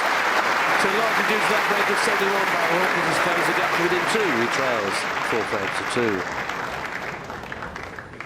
And I tell you what, that top break of 20 after 3 frames seems a very, very long time ago, doesn't it? He's stroking them in there. Yeah, obviously getting a little bit of help. John missing the yellow off the spot was a bad one, but there was a red in the middle pocket that it was absolutely superb. You can't pot these unless you're cueing the ball really well. And it was more impressive because, to be honest with you, the shot he played before to leave himself straight on the black was a shocker. He should never have been. It's a top-class player's bane finishing straight on the black because you can only go straight forward or straight back. And to leave himself that one in the middle, we had to be confident it was beautifully cued. And Barry seems to be the one who's got the energy. He's pacing around the table now. Do you feel John might seem a little bit jaded around the edges at the moment? I just looking at him sitting in the chair and he just looked a little bit tired around the eyes. Now, it's obviously, you know, there's the next 2 frames he's going to have to find something from somewhere. You can have a good night's sleep after this is over. But from Barry's point of view, if he can just win one of these next 2 frames, that's, for me, a 4-0 down the interval, mission accomplished. If you can win both of them, it's a bonus. Sure is. And, you know, this is day 13. It's been a really intensive campaign for both of these guys to get to this semi-final stage. At some point, does the magnitude, the reality of what you've gone through actually hit you like a ton of bricks in terms of fatigue? Well, it can do. I mean, and as I say, and John's, you know, he's pushing 42 now as well, so yep, obviously he's the oldest one and the oldest one left in there, and he's experienced enough, but listen, fatigue can happen to anybody. Yeah. All the adrenaline swirling around this occasion as well. It's a massive occasion for these guys. Hawkins to break. It's the biggest stage in this sport, and they're both strutting it very, very well at the moment. It's Higgins still with that 4-2 advantage. Well, I think when you get to the latter stages, and certainly when you get to the final, the old adrenaline doesn't half help. It keeps you going, even if you are a little bit tired. It's a bit like when you've got a head cold. Sometimes you play better because it makes you concentrate more.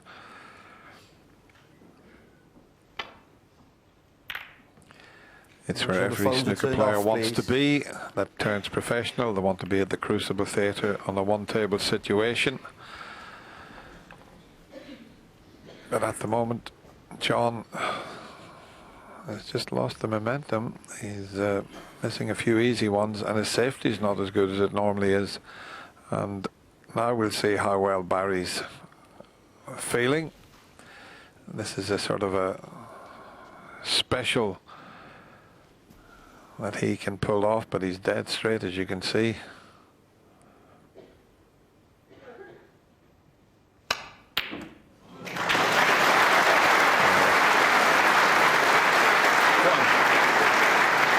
Watch out, there's a hawk about. Terrific cueing.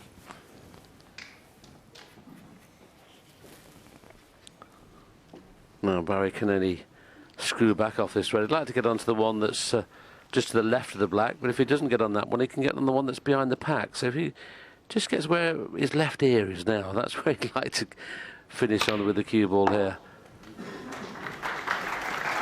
I don't think it's come too far for the one behind the pack, and also for the one to the left of the black, so he's really nowhere there.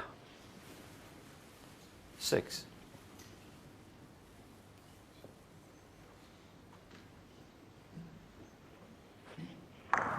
Just overscrewed that slightly.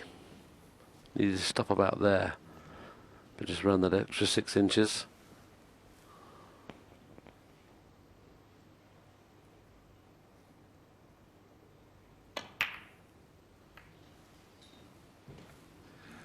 I think the way things are at the moment, John Higgins would settle for one of these last 2 frames. They can have a lie-in in the morning, the second session at 2:30. Chance to get a decent night's sleep. A little bit of practice in the morning.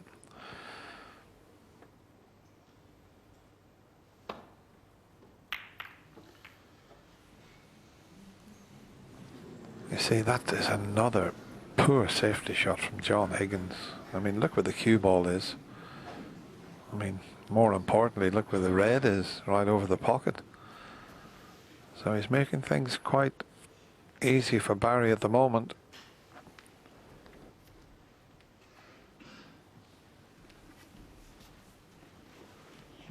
Quite easily get onto the pink, and he'll hope that the pink doesn't spot on its own spot, because if it goes onto the black spot, it'll be available into one of the corners.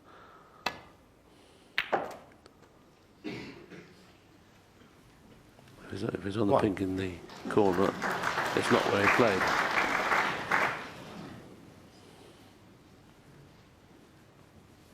So it all depends where the pink goes now after this next shot, whether it's going to be a chance to score heavily or not. With the black and those 2 reds tying the black up, it's not straightforward by any stretch of the imagination. A lot to do here.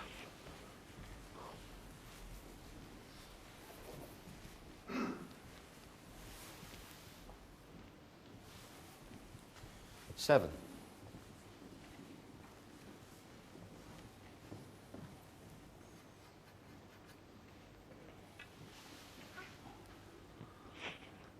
So really needs one of the big colours in play. So you get top side of the blue into the pink, bring that into play.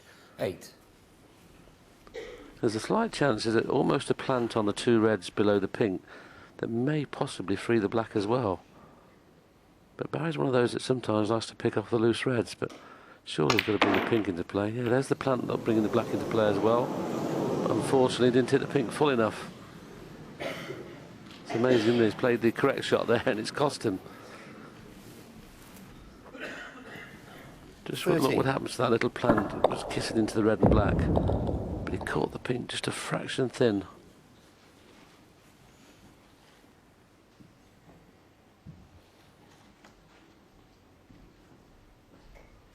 This is a test of cueing, Dennis. This red in the middle.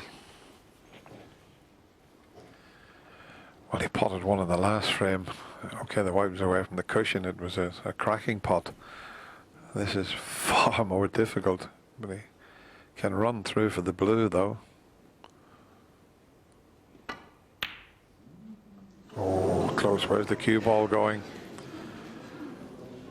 In fact, he would have liked Barry the Hawkins, 13. white to have dropped in the middle pocket.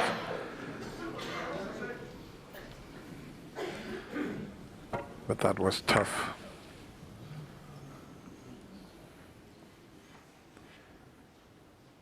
But I don't think John's got a lot of angle here with this red.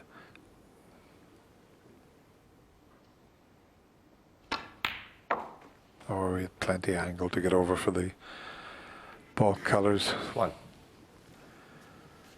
Now the pink's in the open. Well, he missed a yellow that was a lot easier than the one he's looking at now. In fact, he's round looking at the green. You'd normally play the yellow from this position, but I'm wondering if he's got that in the back of his mind. He missed a sitter of a yellow, so if he knocks this in, he'll forget about it, but he doesn't like it, does he?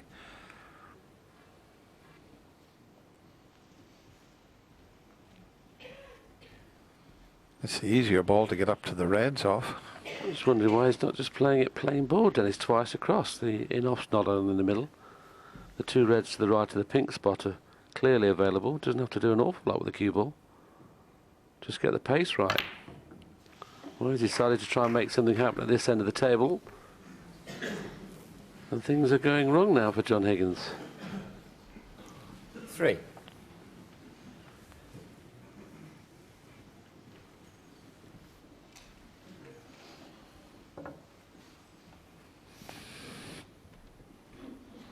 He has got a shot on that red, or the one in front of it. If it goes into the right corner, he can find that gap and come round onto the blue. That is available to him, but he'll have to be spot on.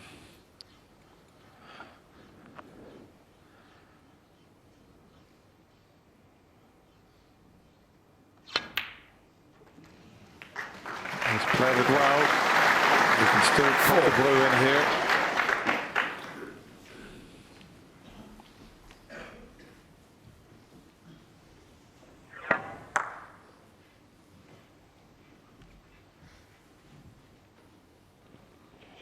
Once again, obviously potting this blue, the white will be cannon into reds. He won't have a lot of idea where the white's going to end up, but he's just trying to get reds into play.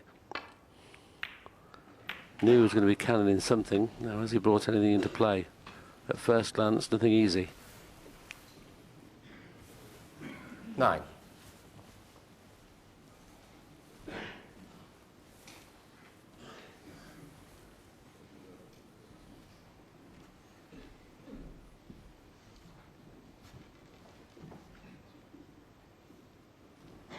He's trying to see if he can pot the red in the middle and not leave anything on should he miss it. I think the pink will pass the reds into the left-hand corner. He's already had a look at that.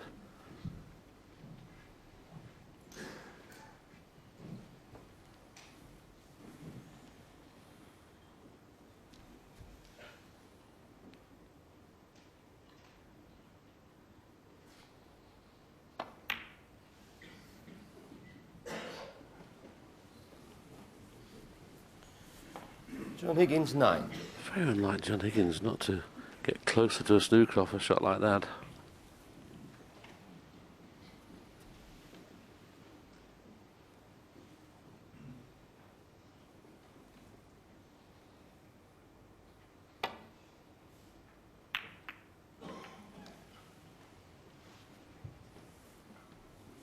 Once again, neither player has found the ball cushion very often this evening. I mentioned right at the top of this match when it started that the table seems a little slower. The new cloth and new cushions have not yet bedded in.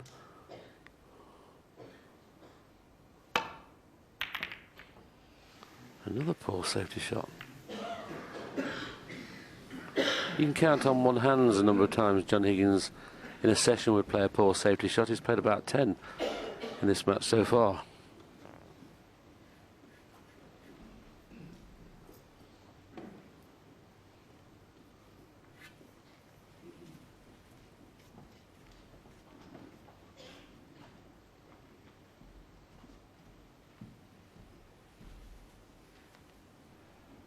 Safety success the interval has dipped.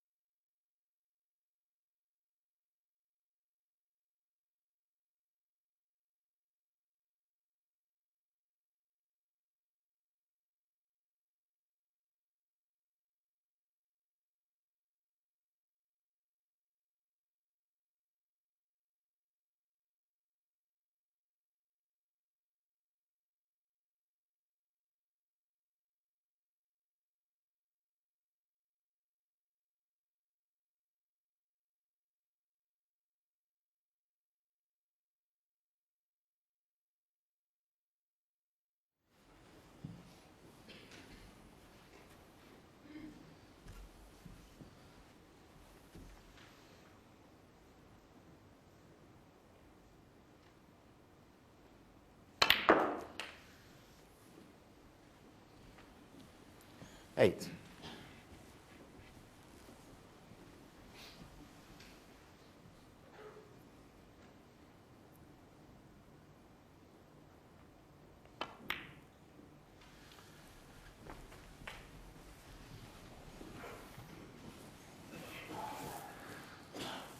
$14.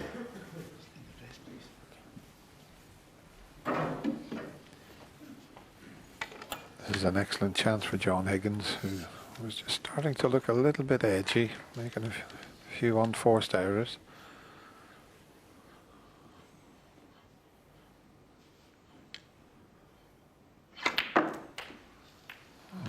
Well, that's okay. Didn't want to kiss 15. the red, but he's got the correct side on the blue to get back to the reds. I think this is a very key visit to the table for John Higgins.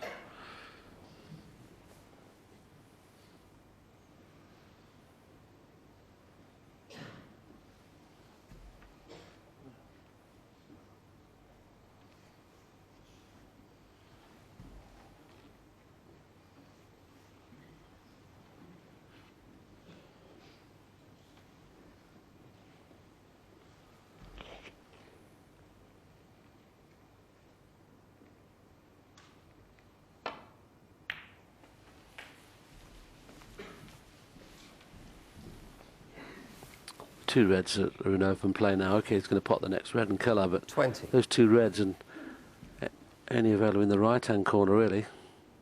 Be interesting to see how he goes around getting these balls into play. 21. Has he gone too far? Well, you can see the wry smile on his face there. He can't believe he's just played that like that. It's amazing what you can do under pressure. You can do such strange things when you're under the cosh. Having lost the two previous frames, you just come under it a little bit, John Higgins here. He can't get onto the red unless he plays the plant if that goes in. So just a safety shot coming up now. 27.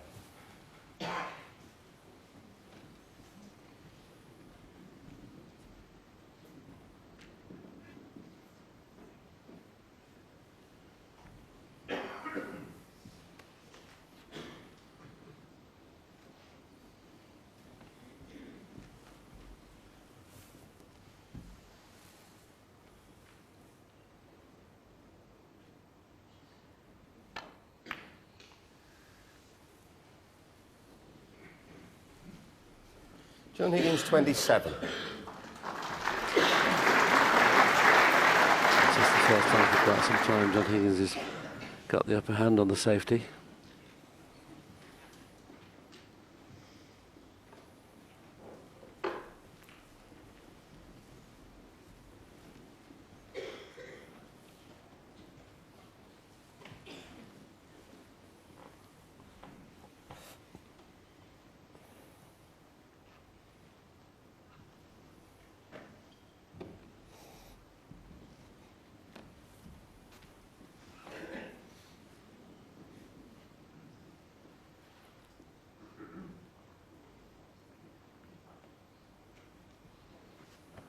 He could just play off the top cushion and roll onto the red that's on the side cushion there, but he's just wondered that John Higgins will have some sort of pot at the red that's below those three reds on the left. But he won't have a lot of idea where the cue ball was going.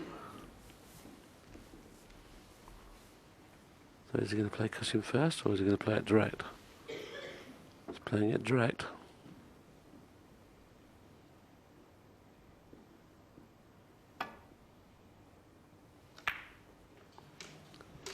Well, this red's cuttable. His face tells you he knows it is.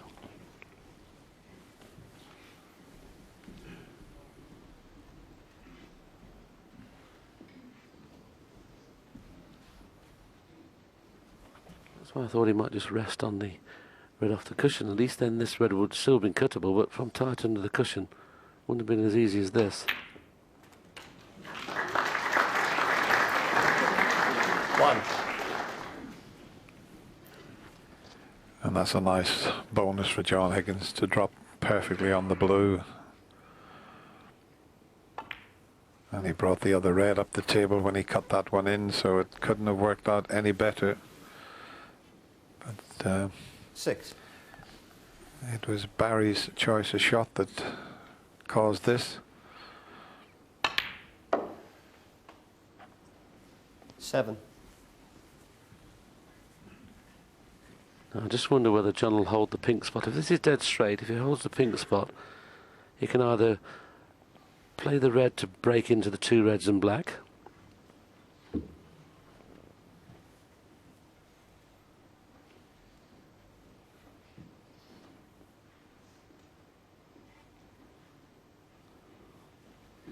just wonder whether he's going to hold the pink spot.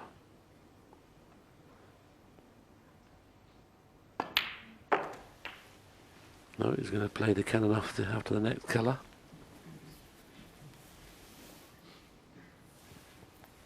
13.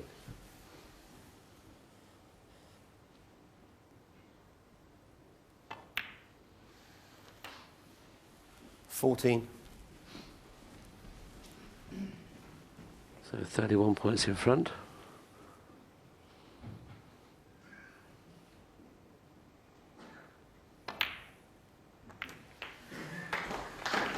Needs a high value colour to be Barry Hawkins leading in snooker. 20. The pink would leave Barry Hawkins leading snooker. The blue would leave Barry Hawkins being able to tie.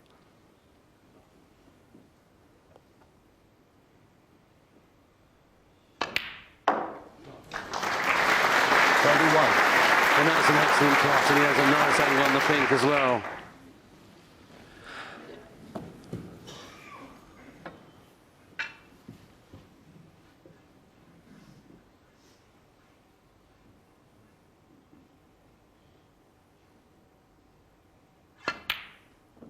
Can you believe it? Well, he took longer than he normally would do there, Higgins, trying to make 21. sure of the pink. And it's amazing, the game ball, even an experienced player like John had that in the back of his mind. And that's the only reason he missed that, is because he knew it was the frame ball. Amazing.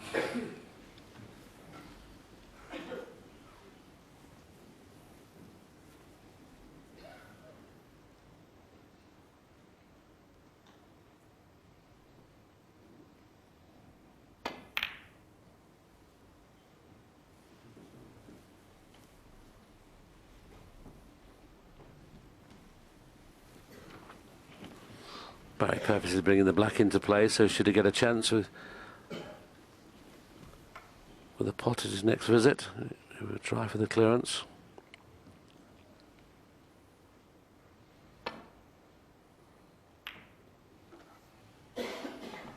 Well, John Higgins' safety this evening is, I've never seen him play so many poor safety shots. I can't believe he went down that side of the table. It was much easier to go down the other side.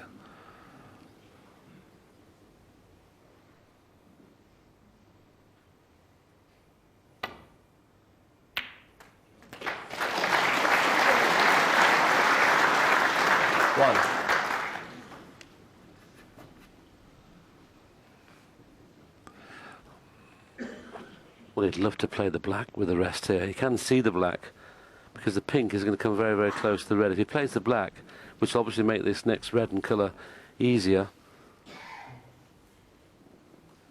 he's got a perfect angle on the black just to roll it in, but of course he'll need the rest. For me, the blue's difficult to get onto this last red. I'm surprised he's not playing the black here, I really am.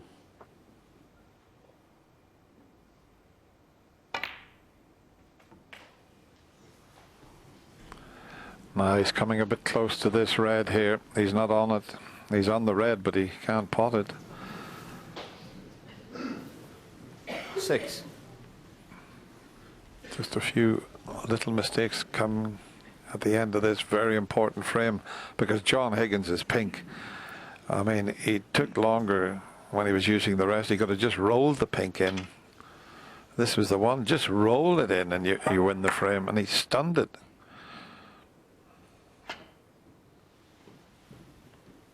Barry Hawkins, 6.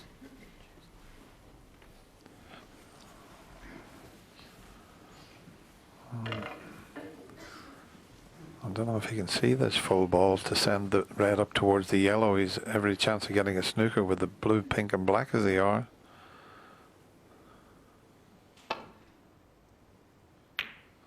Oh, that's what he's done.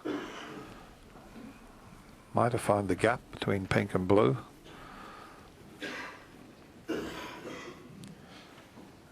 Is there a gap?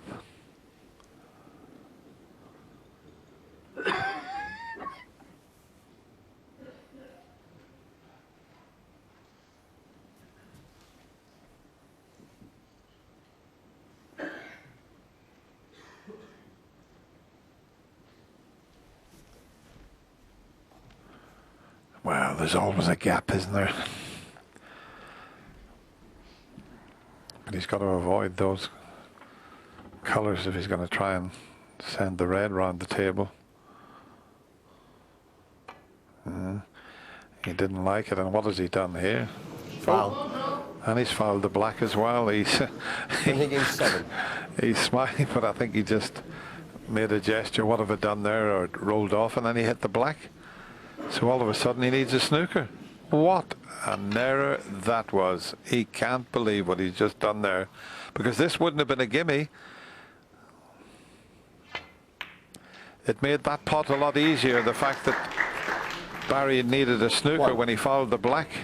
Very unusual to see that at such a crucial stage as well. Brown.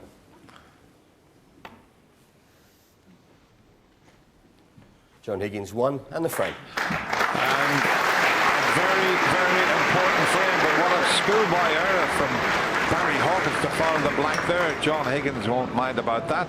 He now leads 5 frames to 2.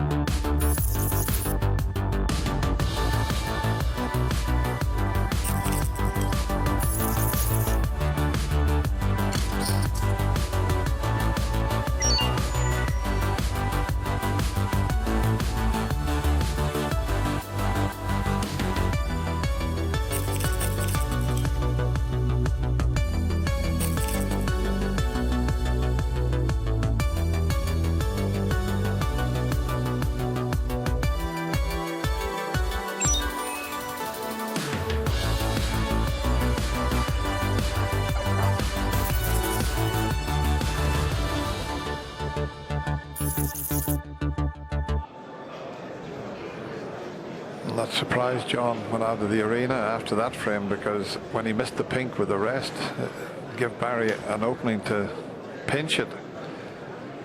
But he was in a nice position, thought he could get on the red. He could see the black, but he thought, I'll make sure with the easier blue, and landed on top of the red. But it was the foul on the black was very unusual. Very, very unusual.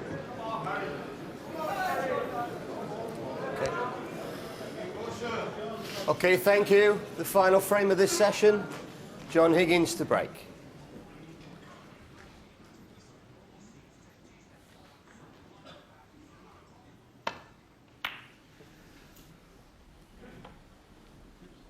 Whatever that is turned off now, yeah? So the final frame of this session, a relieved John Higgins breaking off. I'm sure he felt he'd possibly given that frame away on a couple of occasions, but he knows now he's going to have some sort of lead going into the next session. Will it be 4 frames or 2?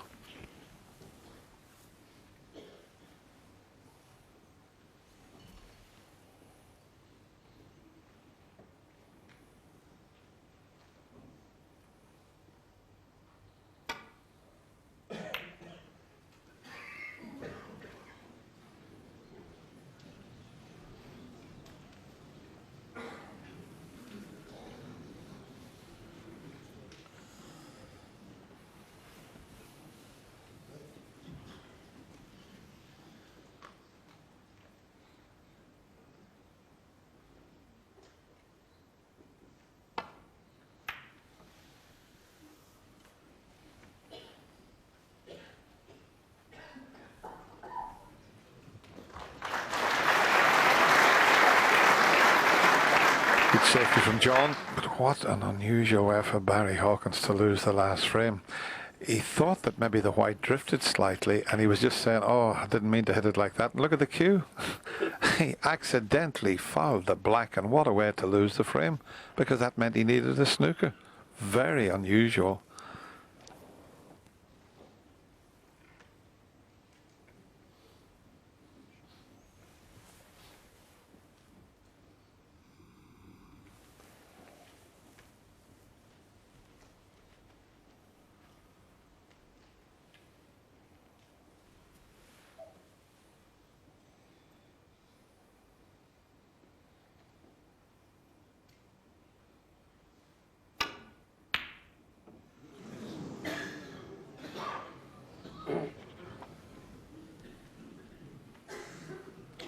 Both players still struggling with the pace of the table. Both players still struggling to find the baulk cushion.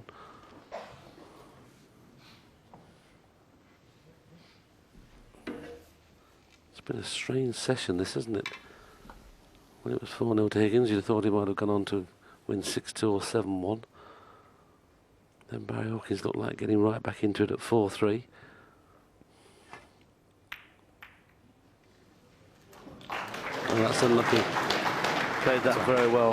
1.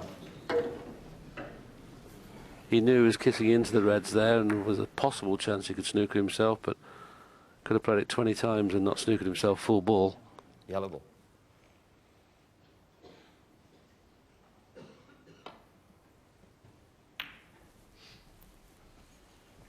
John Higgins 1.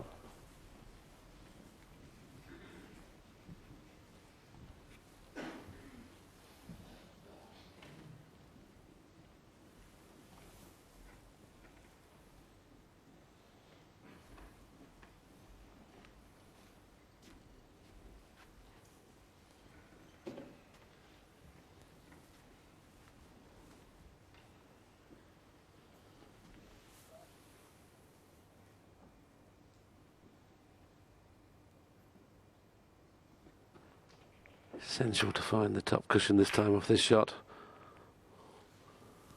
It's amazing the number of times they've hit baulk colours tonight. These are two of the best safety players in the world. And this is a tempter down the right hand side. He'll be on the black should he pot it. I suppose if he gets the cue ball to bounce 2 cushions and bounce a couple of inches off the cushion, he won't leave anything on.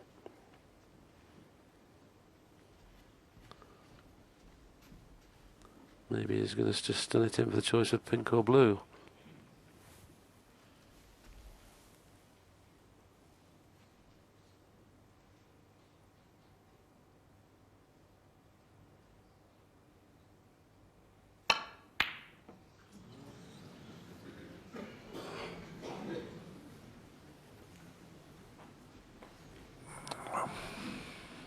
And everything must be covering each other, otherwise John wouldn't have took that on, but how far did he miss that by? I mean, never got anywhere near the pocket egg. Both players are going to need a good night's sleep, and they'll be back tomorrow afternoon. They've played an awful lot of snooker here, and you do get a little tired, but once you have a morning off, it can make all the difference. And John Higgins knows that he's certainly going to have an overnight lead. It's just, is it going to be 2 or 4 frames?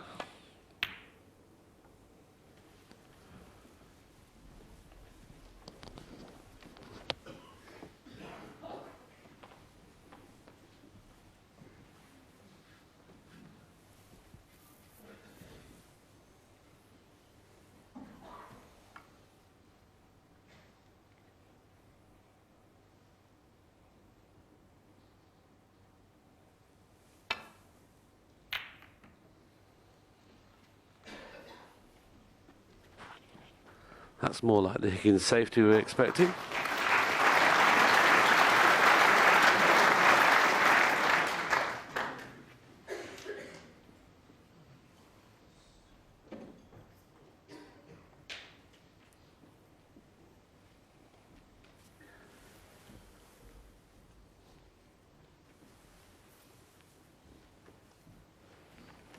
Nothing sitting pretty there, that's for sure.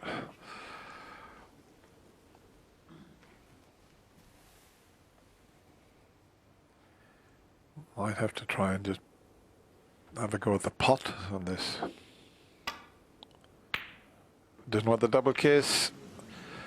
Oh, he's got the old DDK, the dreaded double kiss.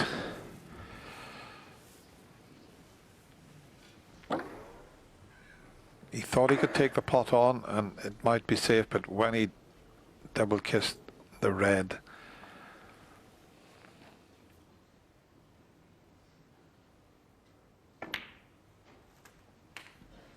one.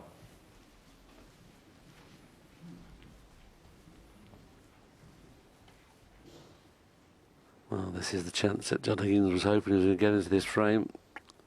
A chance now of taking a 4-frame lead overnight. And with the black back onto his own spot, you would probably expect him to do it at this visit. 8.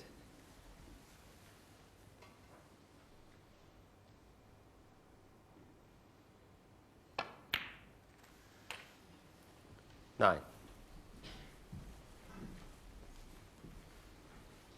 It's been such a topsy-turvy session. We never knew at any stage who was going to take control of this match. I suppose at 4-0 you'd have thought Higgins, but then after the interval things changed.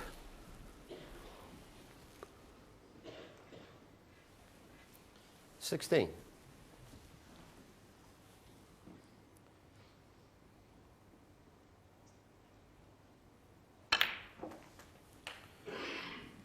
$17.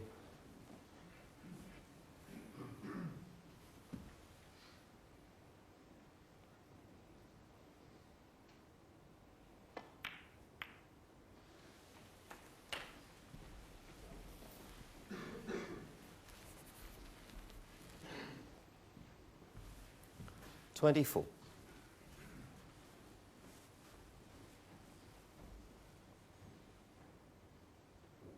Just have to make sure he gets top side of the blue here. Doesn't really want to be going in and out of board to play position. Well, he's obviously played for the pink. 25. I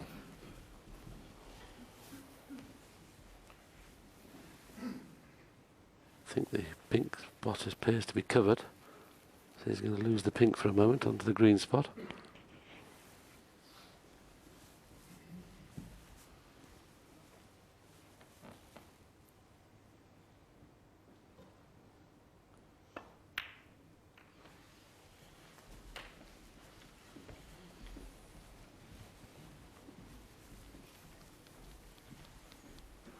Maybe that little flick on the red there made the pink available. 31.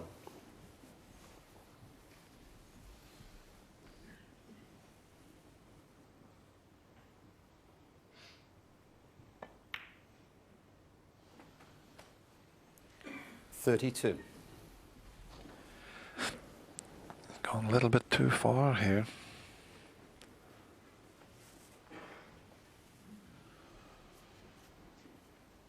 It's a deft little touch to knock that red in, but should have held better for the blue. So, key shot coming up. He's going to use the reds as a stopper here for the white.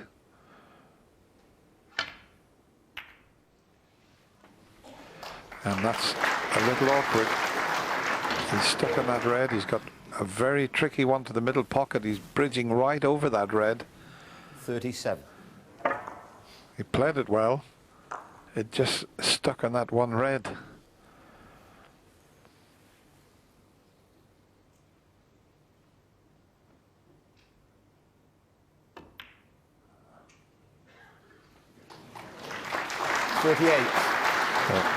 Not in ideal position just yet.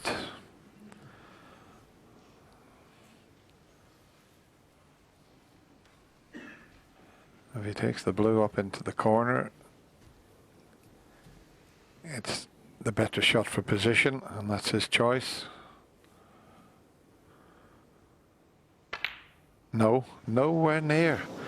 You could tell he didn't really want to play that. John Higgins, 38. You just sensed he didn't want to be taking that shot on.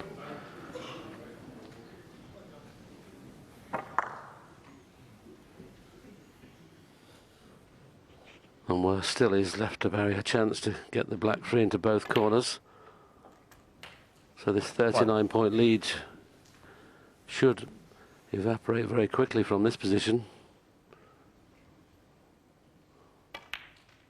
He's probably going to need the yellow, of course, but he'd love to get right back into the frame at this visit.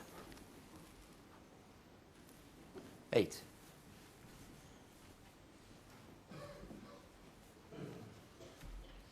Well, if Barry Hawkins can take this frame, he'll sleep pretty well tonight, being 4-0 down. Okay, he'd got a chance when he won 2 in a row, but he's had a let-off here, and he's got to make John Higgins pay. Because 5-3 down after being 4-0 down wouldn't be a bad result.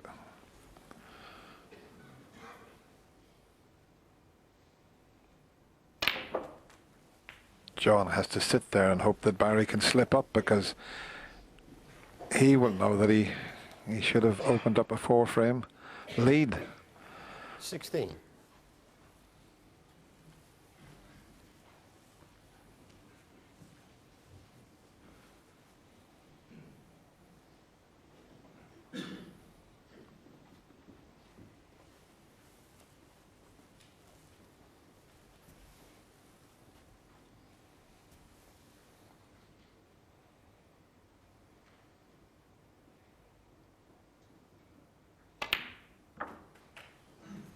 $17.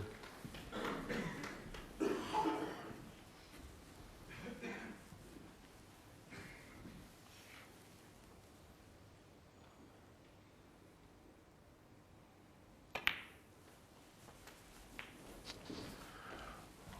you can clearly see he's got 4 easy reds.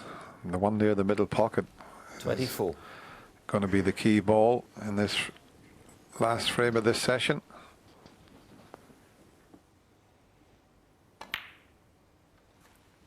25.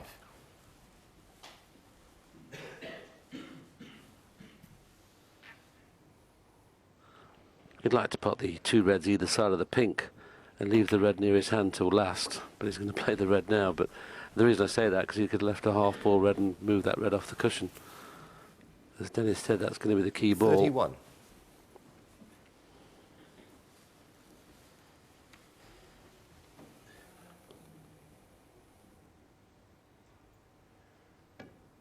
Right, he's right back into the frame now. What kind of 32. lead he's going to have before he has to play the last red?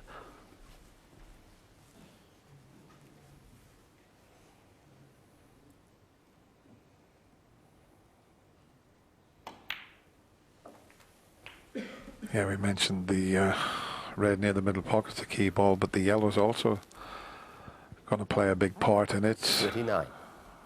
Almost tight on the side cushion. Now, if he can get on the pink half ball here, he'll be playing to move that red 40. now. And with him being left-handed, it makes the other red okay. So he'll be playing the cannon on that red. It's a frame winner if he gets it right, well, you think would have every chance of winning the frame, and that's okay. Now, can he bring the yellow into play? Now, if he can win this red in and move the yellow, he'll do that now. 46. And he can. He's got a nice angle on this red to be able to bring the yellow into play. I mean, you'd be very unlucky to knock the yellow in the pocket, of course, but because he's going to have to play the yellow quite firm. He's going to have to play the Kiss-It quite hard, because he doesn't want the white to finish on the cushion.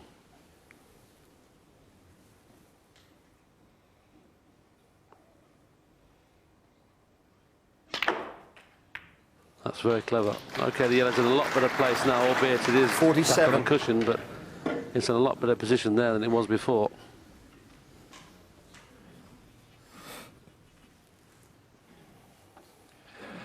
But he's got to get himself up reasonably close to this last red.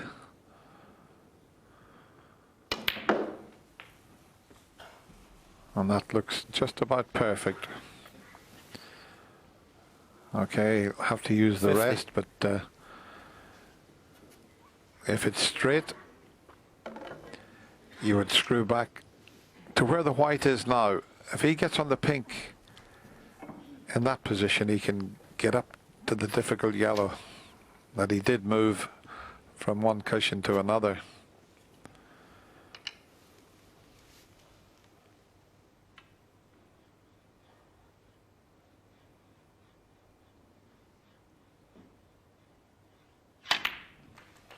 Well, he's screwing up, and that's not a bad thing either. 51. Much easier to get to the yellow from the green, but can he stretch over and reach that? And obviously the yellow is going to be very, very tricky along the top cushion, but he has to play to get on it and leave an angle on the yellow to get onto the green. Needs a bounce. That might not be any good. He may have to play for the green in the left-hand middle pocket. 54. He needs the yellow, green and brown to pinch this frame.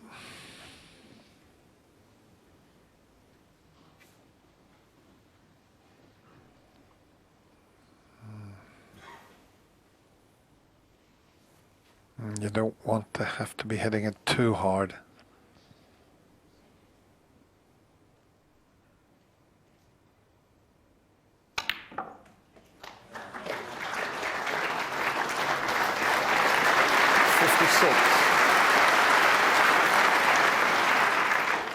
This, the biggest shot of the match tonight for Barry Hawkins. We've already talked about if he gets out 5-3, he'll feel absolutely delighted.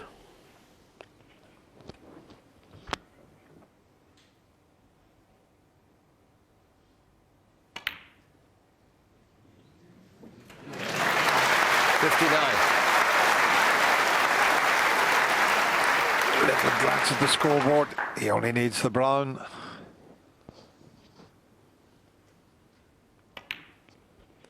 It's a great frame to pinch this. 63. Makes things very interesting, really, for tomorrow. It's been a strange session. It really has.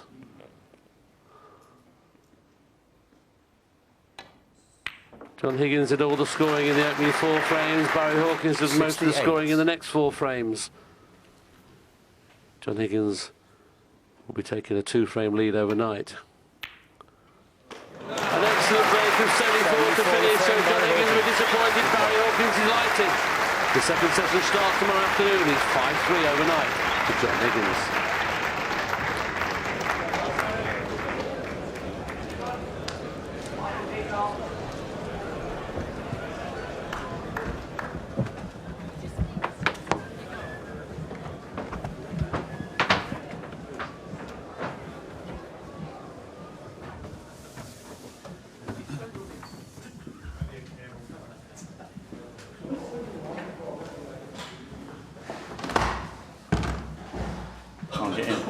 You can't.